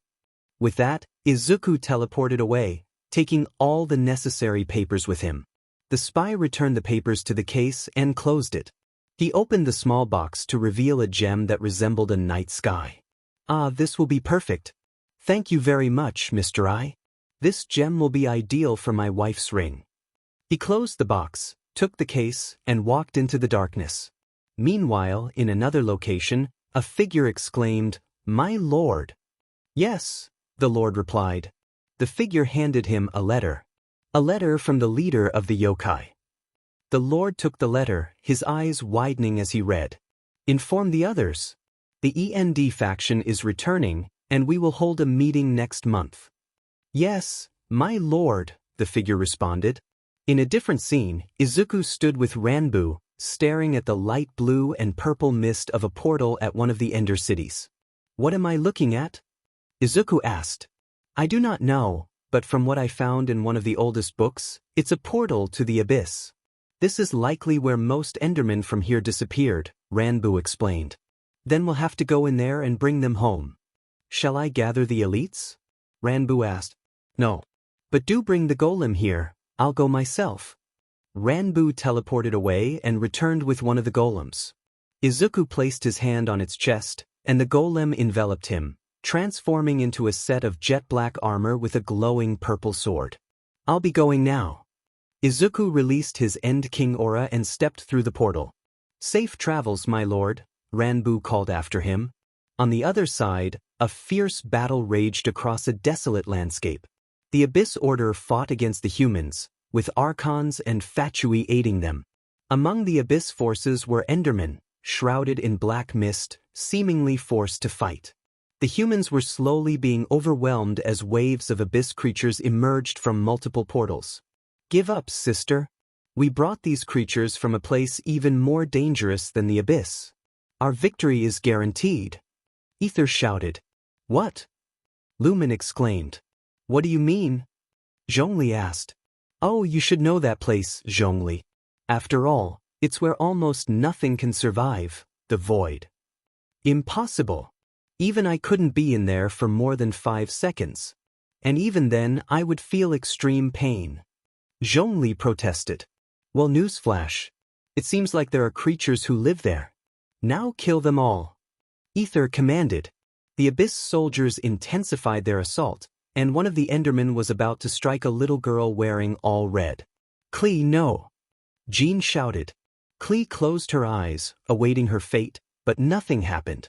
She opened her eyes to find the Enderman's claws inches from her face. Instead of striking, it pulled its hand away and looked around. The Abyss aura vanished, and their black eyes turned to a normal purple. This change occurred for all the Endermen on the battlefield, leaving them confused. Jean rushed to Klee's side and quickly pulled her away from the bewildered Enderman. Soon, all the other Endermen teleported to one who seemed to be their leader and communicated in their own language. Suddenly, a familiar aura seeped out from one of the portals. Everyone felt the aura, which was terrifying to them, but the Endermen recognized it as their king's. Before anyone could react, a black sword flew out of the portal, slicing through several ruin guards and impaling an Abyss herald who was sneaking up on Sayu. Metal footsteps echoed, and from the portal emerged a figure clad in jet black armor. All the Endermen immediately teleported in front of their king, eliminating everyone around him and kneeling in respect. "Everyone come back home. Elite, call the others. It seems someone deserves a punishment for what they did," Izuku commanded. The elite Endermen responded, and all of them left through the portal. The man surveyed the scene, frowning at the chaos. He lifted his hand, and his sword returned to him, hovering above. With a motion resembling a half-moon, dozens of purple swords appeared from the black one. He pointed at the Abyss army, and the swords flew, beginning to cut through them. Some attempted to attack the man but were immediately engulfed in purple flames. "My God! The legends are true," Zhongli murmured. "What legends? Please tell us, Morix," Cloud Retainer urged. "Even before I became the Archon, I was warned by one of the previous Archons. I still remember her words, 'I will warn you only once, Morix. Never, and I repeat, never go into the void. Not only will it kill you almost instantly, but if you manage to get farther into it, you will be killed by its inhabitants. They are even more deadly than the Abyss," Zhongli explained. "So that means..." Keqing began. "Yes. Those were the creatures. And that man appears to be their leader," Zhongli confirmed. "Then how did my brother bring those creatures here?" Lumen asked. "I don't know," Zhongli replied. Suddenly, Thai collapsed on the ground, bleeding from multiple wounds. "Ei!" Ye cried out. As Ye rushed toward Ei, she halted abruptly when a man appeared in front of her sister. Both Ye and Ei were taken aback as the armor before them began to move on its own, transforming into a large golem-like creature. The man pointed at Ei and commanded, "Heal her." The golem approached Ei, gently lifted her, and placed her within its chest, sealing itself around her. Filled with rage, Ye sprinted toward the man, brandishing a sword made of lightning. The golem tensed, prepared to strike, but the man raised his hand to halt its movement. "I told him to heal her," he clarified. "What?" Ye exclaimed, her disbelief evident. "Wait, maybe I can talk to him," Albedo interjected. "You understand him?" Ye asked, her eyes narrowing. "Maybe. He's speaking a language I've encountered in one of the books my creator had. Let me try. Is she okay?" Albedo focused on the golem. "Yes. She is healing inside the golem," the man replied. What did he say? Ye pressed. I think she's healing inside this thing. I didn't understand some of the words, Albedo explained. The man teleported a book into his hand and handed it to Albedo, pointing at it. Dictionary. It's a dictionary. I believe I can learn it quickly, Albedo responded. Please do, Ye urged. The man then turned toward one of the portals, and a deafening roar echoed across the battlefield, halting the fighting. From a massive portal, several hundred elite Endermen emerged, teleporting to the man's side. Following them, an Ender dragon soared out, roaring once more as a colossal obsidian pillar rose from the ground, a crystal appearing atop it, with the dragon perched above. The man smiled and transformed into his Ender King form, instilling fear in most onlookers. He commanded his army, "Kill the abyss. Leave only the leader alive." At his command, the Enderman and the Ender Dragon launched a relentless assault. No one was spared except Ether, who found himself kneeling before the man. All beaten and traumatized, the Enderman tended to the injured soldiers. Moments later, Ranbu teleported to the man. Have you learned their language? The man inquired. Yes, my lord. You were correct. Their language is very different from ours but not overly complicated, Ranbu replied. Good. Please translate what I'm about to say, the man instructed. Ranbu nodded, and the man walked behind Ether, grabbing him by the hair. The remaining onlookers watched in silence, while Ether weakly glanced at Lumen, who turned away. People of this world, let this be a warning to you all. This is what will happen if you dare to mess with my kind, the man declared, lifting Ether by his hair and engulfing him in purple flames until he was reduced to ash. Silence fell over the crowd, no screams, only the sound of fire consuming him. Most were terrified, the warning etched into their minds. Ranbu, gather the commanders and tell them to return home with the dragon. I'll handle the rest, the man ordered. Ranbu nodded and teleported away. Meanwhile, the man approached the golem, which transformed back into a human. The golem opened its chest, revealing a now conscious EI, whom it gently placed on the ground as its chest closed. Ye and Sarah rushed to her side to check for injuries, while Albedo approached the man. Thank you for helping us. And thank you for this book. I've learned most of it so I can communicate with you now, Albedo said. You are welcome. That boy did not realize who he was messing with by taking my people, and he paid the price, the man replied. We hope that something like that won't happen again. Also, here's your book, Albedo added. Keep it, but hide it somewhere no one will find it, the man instructed. Albedo nodded in gratitude as Ye, Ei, and Sarah approached them. Can you talk to him now, Albedo? Ye asked. Yes, Albedo confirmed. Good. Please translate this for me. Thank you very much for helping us and saving Ei. I can't even imagine what I would do if I lost her, as she's one of the few old friends I have left, Ye expressed. Thank you for your kind words. I am glad I could help, Albedo translated. The man smiled. It's good to see you all safe. I hope you continue to stay that way. You're welcome. Now, if that's all, I'll be leaving and closing the portals, Albedo said. Can I come with you? Ei asked. Ei, what are you saying? Ye exclaimed. I agree. That's a bad decision, Sarah added. They began to discuss it among themselves while the man and the golem observed in confusion. After a moment, Ye and Sarah calmed down and began to talk it out more rationally. Then Ei approached the man again. I have decided that I'll go. But can my friend Sarah come as well? Ei asked. Of course, if that is what you both want, Albedo replied.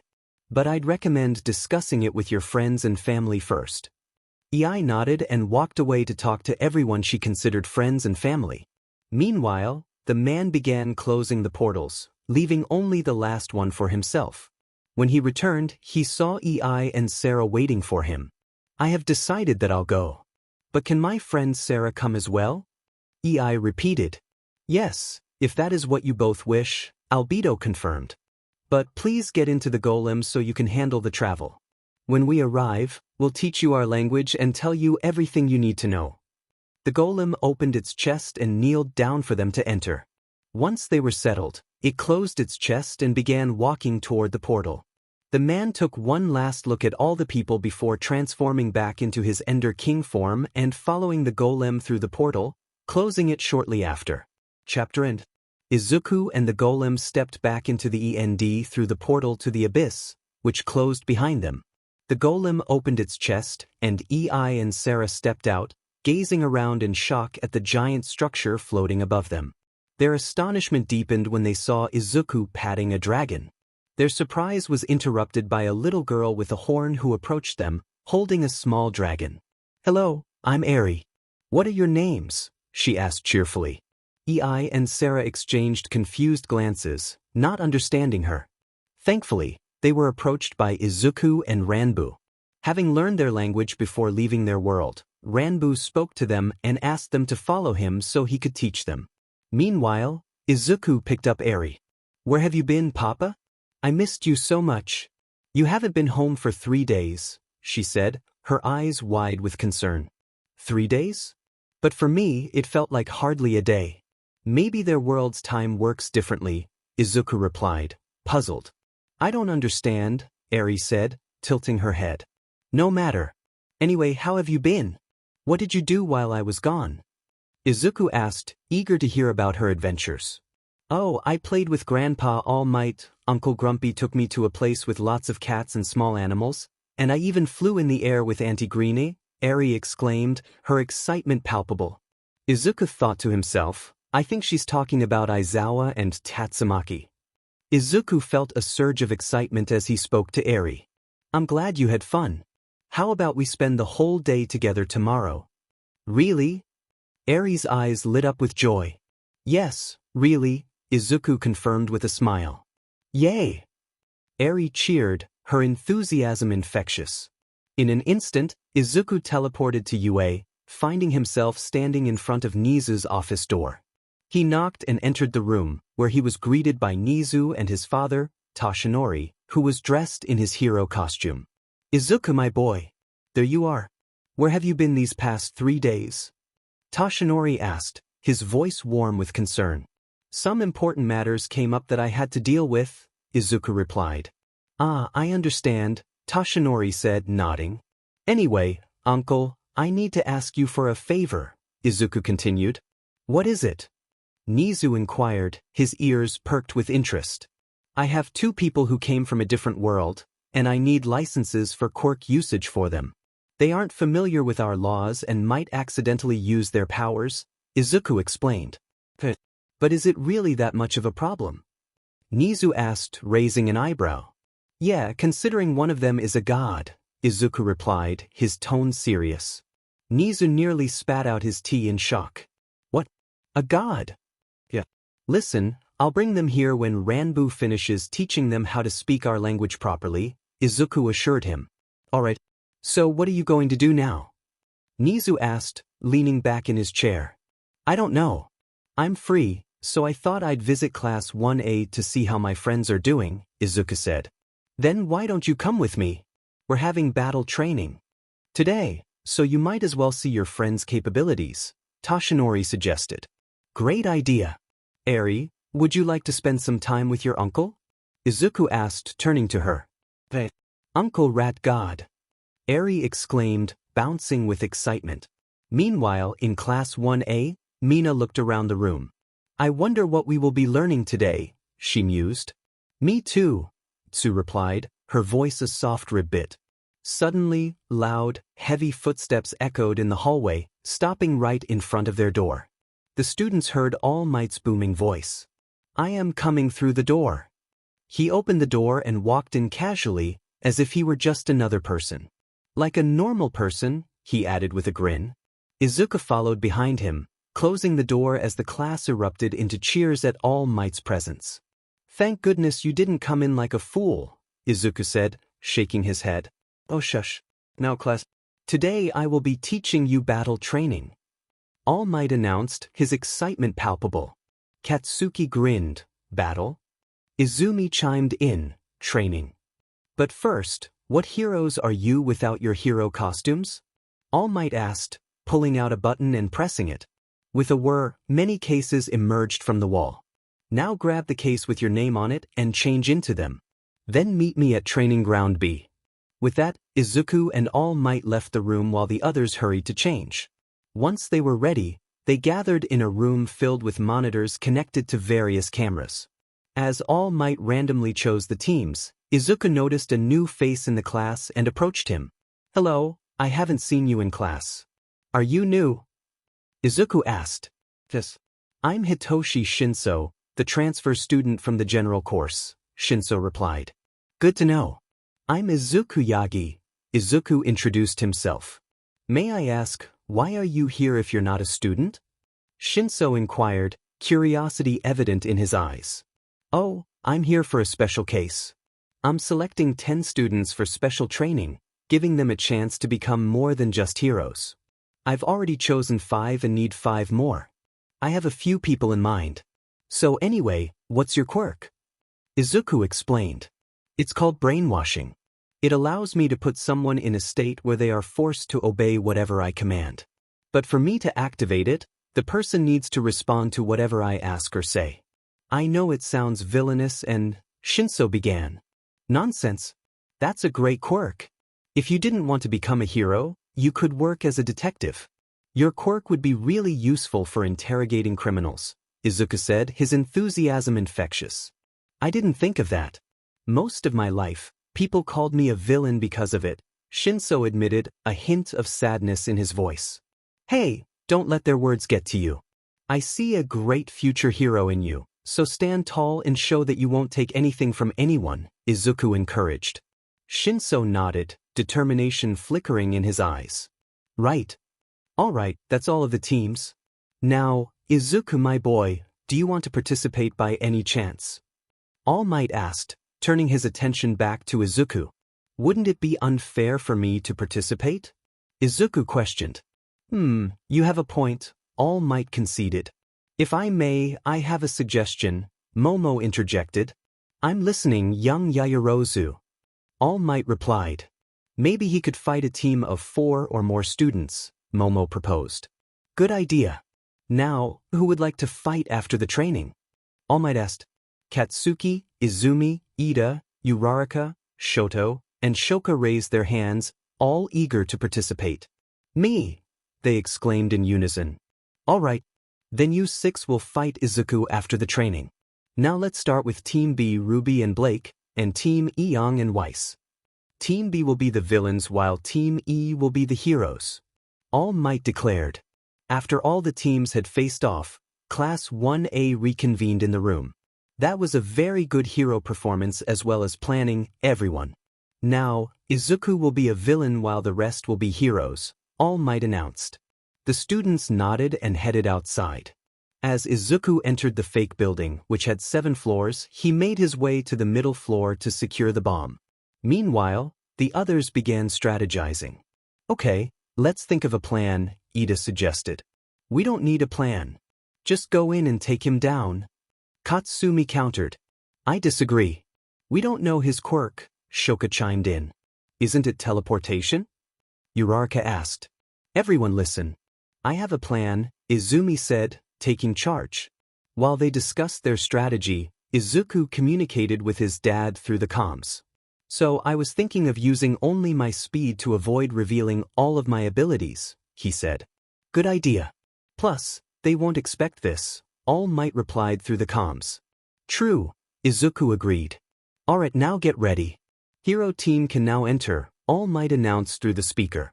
Katsumi and Ida dashed into the building, while Uraraka and Izumi used their quirks to get the Todorokis onto the roof with them. Once they landed, Shoka and Shoto froze the entire building, but were shocked when a wave of purple fire melted the ice. They tried again, but the fire thwarted their efforts, burning the soles of their shoes. Reluctantly, they decided to go inside. Meanwhile, Izuku was on the 2nd floor, searching for them. Before leaving, he created an obsidian clone of himself to guard the bomb. Moments later, he dodged a kick from Ida and caught his leg. "What? How?" Ida exclaimed, bewildered. "You're predictable.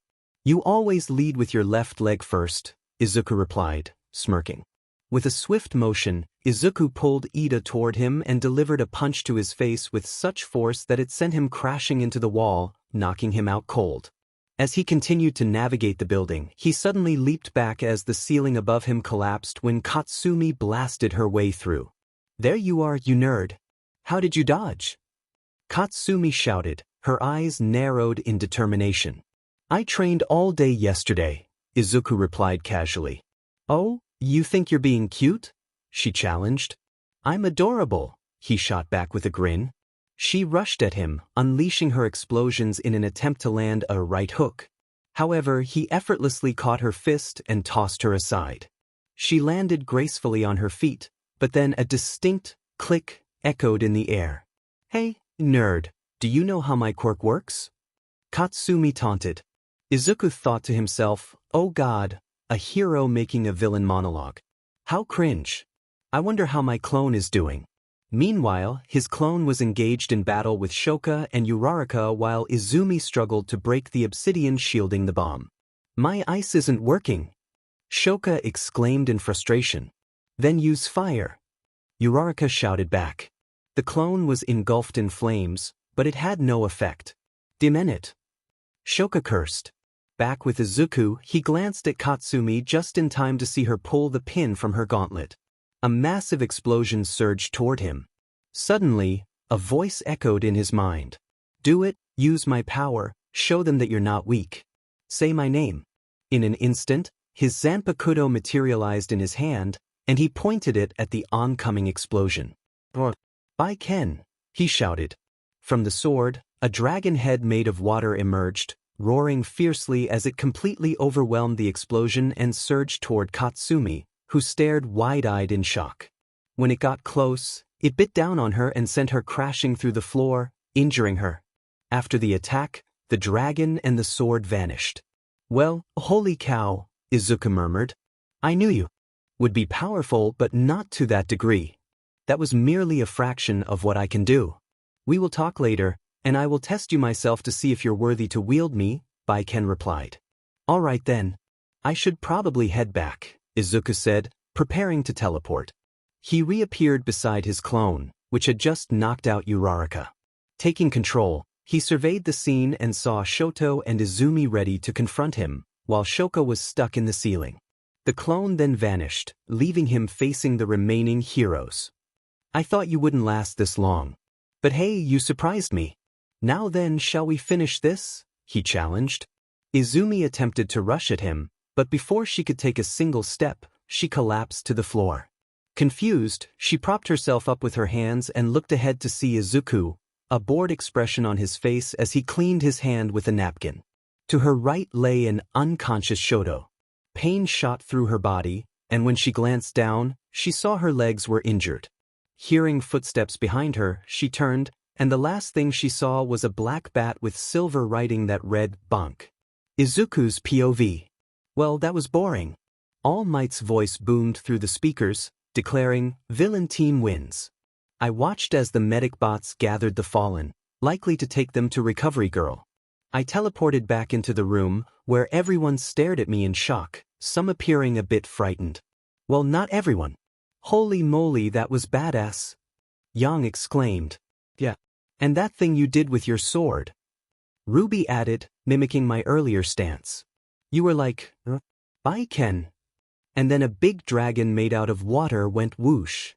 "All right, settle down everyone," All Might said. "Although it was a bit too violent for my liking, you did great."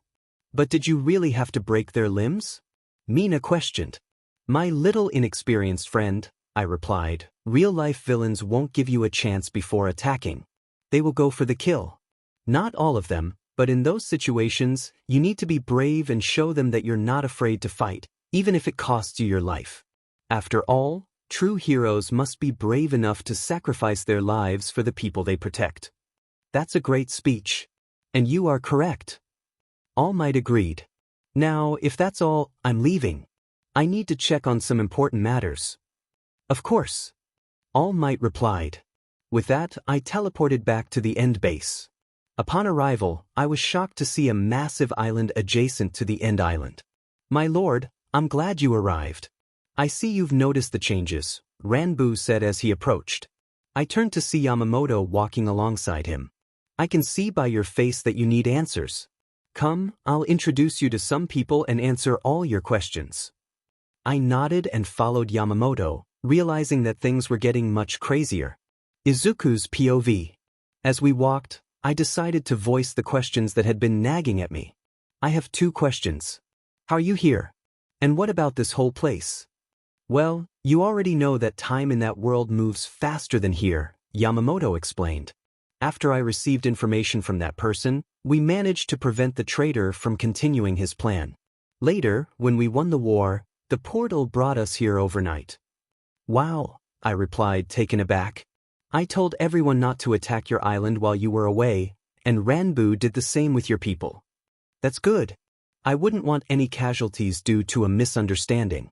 Sorry I wasn't here at the time. It's all right, I understand. Now we're here. We stopped in front of a set of doors. Yamamoto slid them open, and we stepped inside. Immediately, I noticed 13 other people in the room. Upon seeing Yamamoto, they knelt. He took his seat and gestured for us to do the same, so I sat next to him with Ranbu beside me. The others settled in, most looking at me with curiosity, while some wore neutral expressions. I called this meeting to introduce you to someone very important in this world, Yamamoto announced. This person next to me is Izuku Yagi, the current king of the END dimension we're in, and his advisor and right-hand man, Ranbu. It's a pleasure to meet you all, I said, bowing my head slightly. Good day, Ranbu added, mirroring my gesture. Now, before I explain everything, please introduce yourselves. Captain of the 1st Division, Shunsui Kaira. Nice to meet you. Captain of the 2nd Division, Sui Feng, or Soifin if you prefer. Captain of the 3rd Division, Rojuro Otaribishi. A pleasure. Captain of the 4th Division, Isane Kotetsu. Hi. Captain of the 5th Division, Shinji Hirako. Captain of the 6th Division, Bakugo Katsuki. Captain of the 7th Division, Tetsu Zeman Iba, he nodded. Captain of the 8th Division, Lisa Yadamaru, she said, adjusting her glasses. Captain of the 9th Division, Kensei Migurum. Captain of the 10th Division, Toshiro Hitsugaya. Captain of the 11th Division, Kenpachi Zaraki. I can sense you're strong, can't wait to fight you.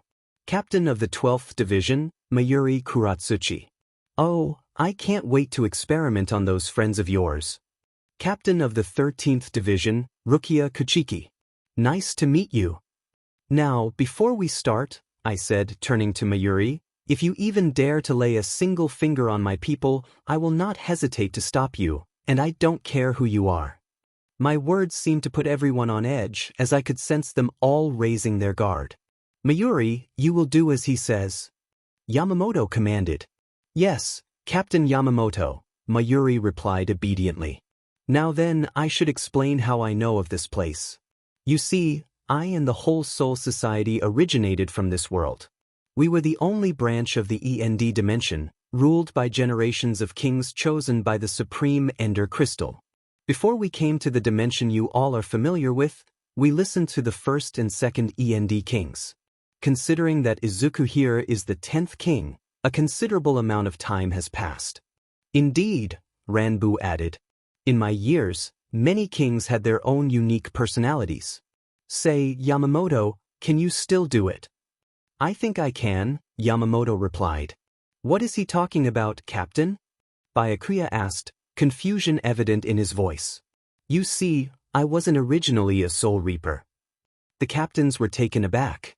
I was an evolved species of Enderman and later became a Soul Reaper. There were others like me, each with their unique evolution, but they have already perished.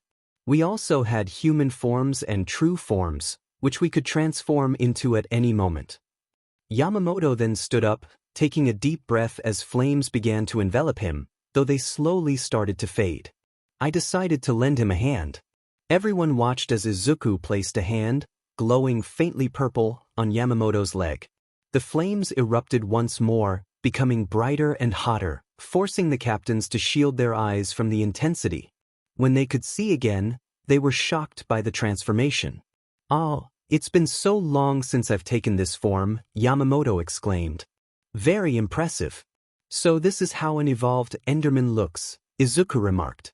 Yamamoto reverted back to his normal state. This. When we evolved, we gained the ability to command an element and its sub-elements. For me it was fire and magma. However, I couldn't control magma as a soul reaper. Maybe we'll be able to fix that, Izuku suggested. But for that we'll have to wait, Ranbu interjected. Indeed. Now then, any questions? We have time, Yamamoto said. All the captains raised their hands, prompting a collective sigh from Yamamoto, Ranbu, and Izuku. After addressing all the questions, Izuku teleported to his office and sank into the couch, stretching his limbs. That was a lot of questions. Finally it ended, he muttered to himself. Just then, there was a knock on the door. Come in, he called. The door opened, and Ranbu entered, accompanied by Ei and Sarah. My lord, I have finished teaching them our language. Now I must leave as I still have some work to finish, Ranbu announced. Okay, could you please gather all the important files and place them on my desk? I'll review them later, Izuku requested. Of course, Ranbu replied before departing, leaving Izuku alone with the girls. Well, first of all, I'm Izuku Yagi. It's nice to meet you and welcome to this new world, he said warmly. I'm Sarah, and this is Raiden Ei. I apologize, but she cannot speak your language right now, though she understands it quite well, Sarah explained. I understand. Now then, how about I give you a tour of the outside world? You've already seen this place, so it would be nice for you to see how my world differs from yours, Izuku suggested. Of course, Sarah replied. Ei nodded excitedly. Well, let's go tomorrow. It's late now, and most places are closed. Is that okay with you? Izuku asked. They both nodded in agreement. All right. For now, I'll answer some of your questions while we make our way to our room, he added. But Ranbu said that we would be sleeping in your room, Sarah said hesitantly. What? Izuku exclaimed, taken aback. The next morning, I would say that the night was peaceful, but that would be a lie. After some discussion, it was decided that Sarah and Ei would take one side of the bed while Izuku would occupy the other side, given the size of the bed. They settled in for the night, but Sarah forgot to warn Izuku about Ei's tendency to cuddle while sleeping. As a result, Izuku awoke in the middle of the night when Ei rolled over and hugged him from behind. He tried to ignore her and drift back to sleep, but Ei turned him around in her sleep, and he found himself facing her. What was Izuku experiencing in that moment? Internal panic. Fortunately for him, it was all too much for his mind to process and he passed out. When morning came, he awoke to find himself sandwiched between Ei and Sarah. He glanced at Sarah, who was awake and, thankfully, dressed in pajamas. She understood his predicament and whispered for him to pretend to be asleep so that when Ei woke up, she would let go out of embarrassment. He complied, while Sarah rolled away to avoid raising suspicion. A few minutes later, Ei stirred, realized what she had done in her sleep, and quickly moved to the other end of the bed, her cheeks flushed with embarrassment. That was how his morning began.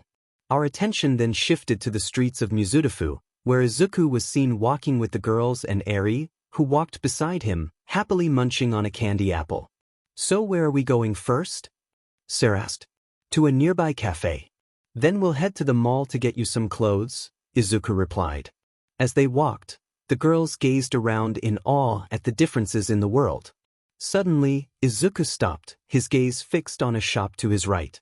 When the girls turned to see what had caught his attention, they noticed a sign that read, Happy Cookie Bakery. Is something wrong? Sarah inquired. No, not at all. But we'll make a stop here to visit a friend of mine, Izuku said with a smile. They entered the bakery, and a pleasant bell chimed as the doors swung open. A woman at the counter looked up and greeted them with a cheerful tone. Hi. Welcome to the Happy Cookie, she exclaimed. Hi, Aunt Summer, Izuku replied. Oh, do I know you? You sound familiar, but I can't quite place it, Summer said, tilting her head in confusion. This will help, Izuku said, clearing his throat dramatically. I'm going to be the #1 hero. Suddenly, recognition dawned on her face. Izuku, she shouted, leaping over the counter to envelop him in a warm hug while speaking rapidly. Izuku stood at the entrance, a warm smile on his face as he greeted his aunt.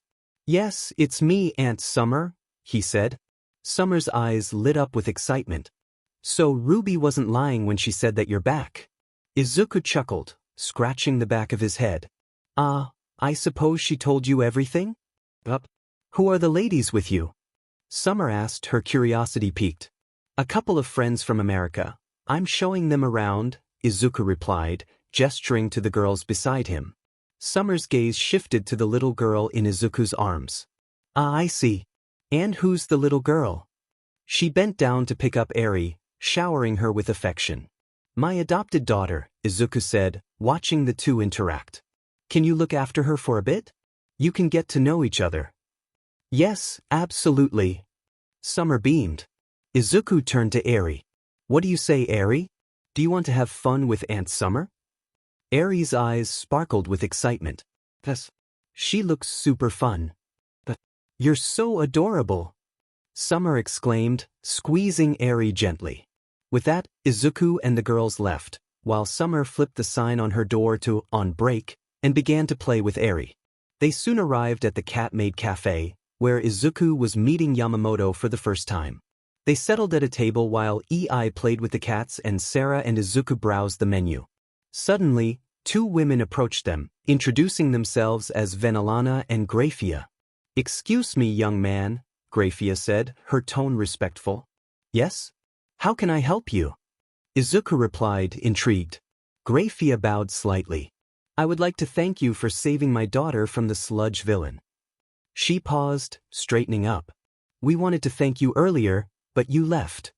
Venelana added, "Yes, and we would also like to tell you that anything you order today is on the house." Izuku shook his head, a modest smile on his face. "You don't have to. It was nothing." "We insist," Grafia said firmly. After some conversation, Izuku accepted their generous offer. Their maid for the day was Belfast again, and they placed their orders, enjoying the delightful sweets. I was having the time of her life. Once they finished, they left the cafe, and Izuku led them to the mall. Upon arrival, Sarah and EI were awestruck by the sheer size of the building. The shopping spree began, and thankfully, Izuku's wealth meant it didn't make a dent in his bank account. They didn't buy much initially, except for EI, who eagerly collected several plushies. Then it was time for clothes shopping, and they filled their bags with an array of outfits. Eventually, they reached the lingerie shop. Izuku hesitated at the entrance, refusing to go in. Instead, he stood outside with all the bags while the girls ventured inside. As he waited, he noticed a few familiar faces from his past walk by and silently hoped they wouldn't recognize him. Luckily, they didn't. A few minutes later, a loud commotion erupted from inside the shop.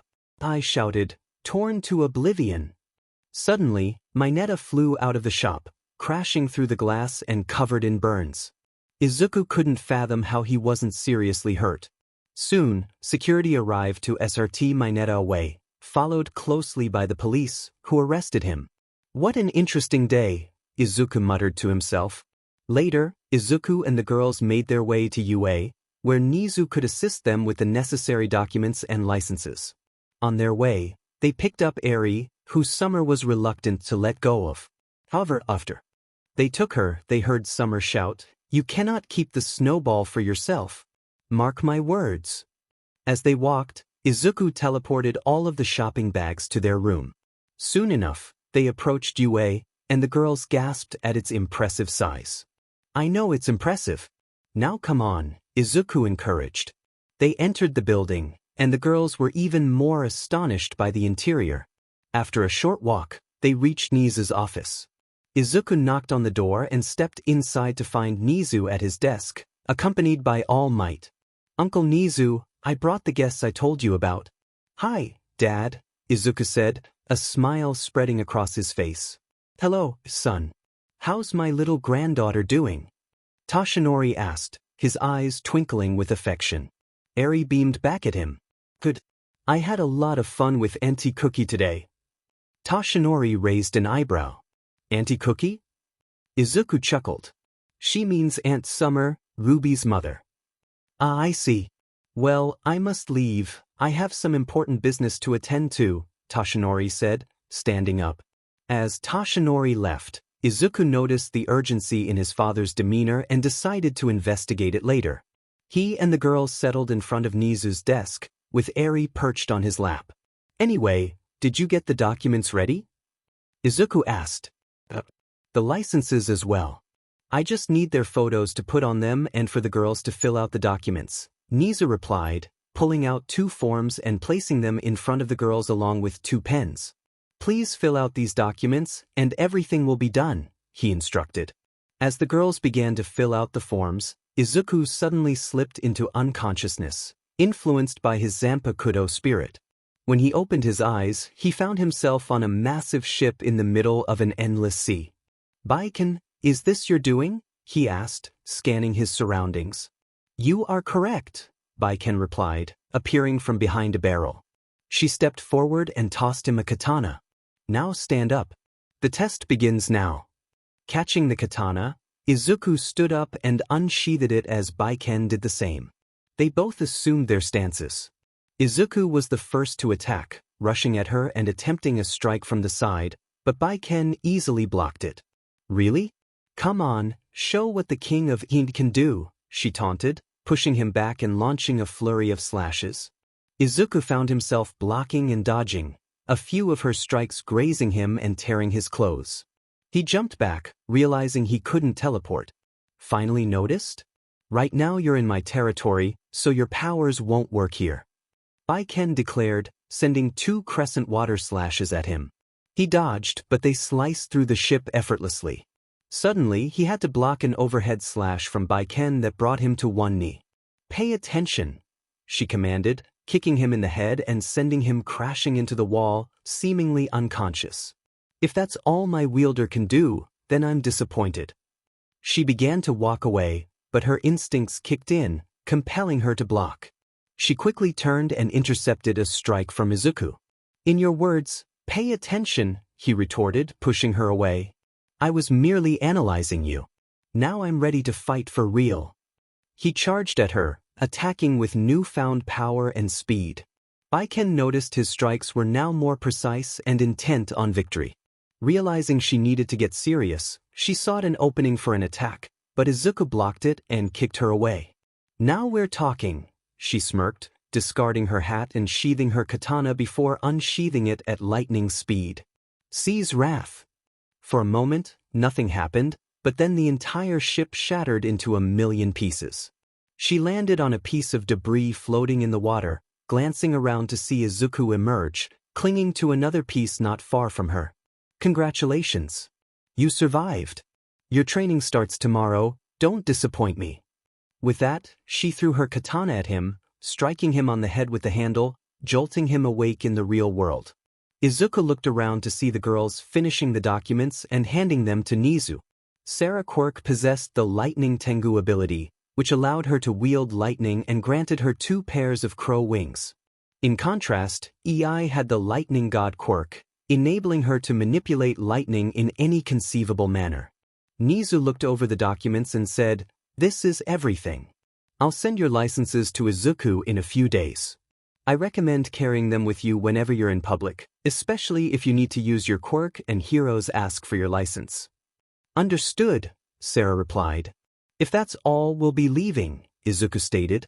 Oh, and Izuku, I would like you to join Class 1A tomorrow when they go to the USJ, Nizu added. Sure, Izuku agreed. Splendid. With that, they left the office. Sarah, eager to hold Eri, reached out, and Izuku handed her over. As they exited the UA grounds, they heard multiple footsteps approaching from behind. Izuku quickly dodged to the side as a flying Izumi attempted to jump and hug him, only to fall to the ground instead. Why? Izumi lamented from her position on the ground. Because I don't want your hands touching me, Izuku replied, a hint of amusement in his voice. Aizu, who are these girls? Shoka asked, glancing at the group. How dare you call Shogun-sama a girl? Sarah exclaimed indignantly. Shogun-sama? What is she, a god? Then come on. Strike me down. I, Katsumi Baku, Katsumi began, but her bravado was cut short as lightning struck her. Everyone turned to Ei, who, with a puzzled expression, pointed at Katsumi, now lying unconscious on the floor. Who? Ei asked, looking at Izuku with genuine confusion. Izuku struggled to suppress a laugh, making a gesture that indicated he didn't know. With that, they continued on their way, ready for whatever came next.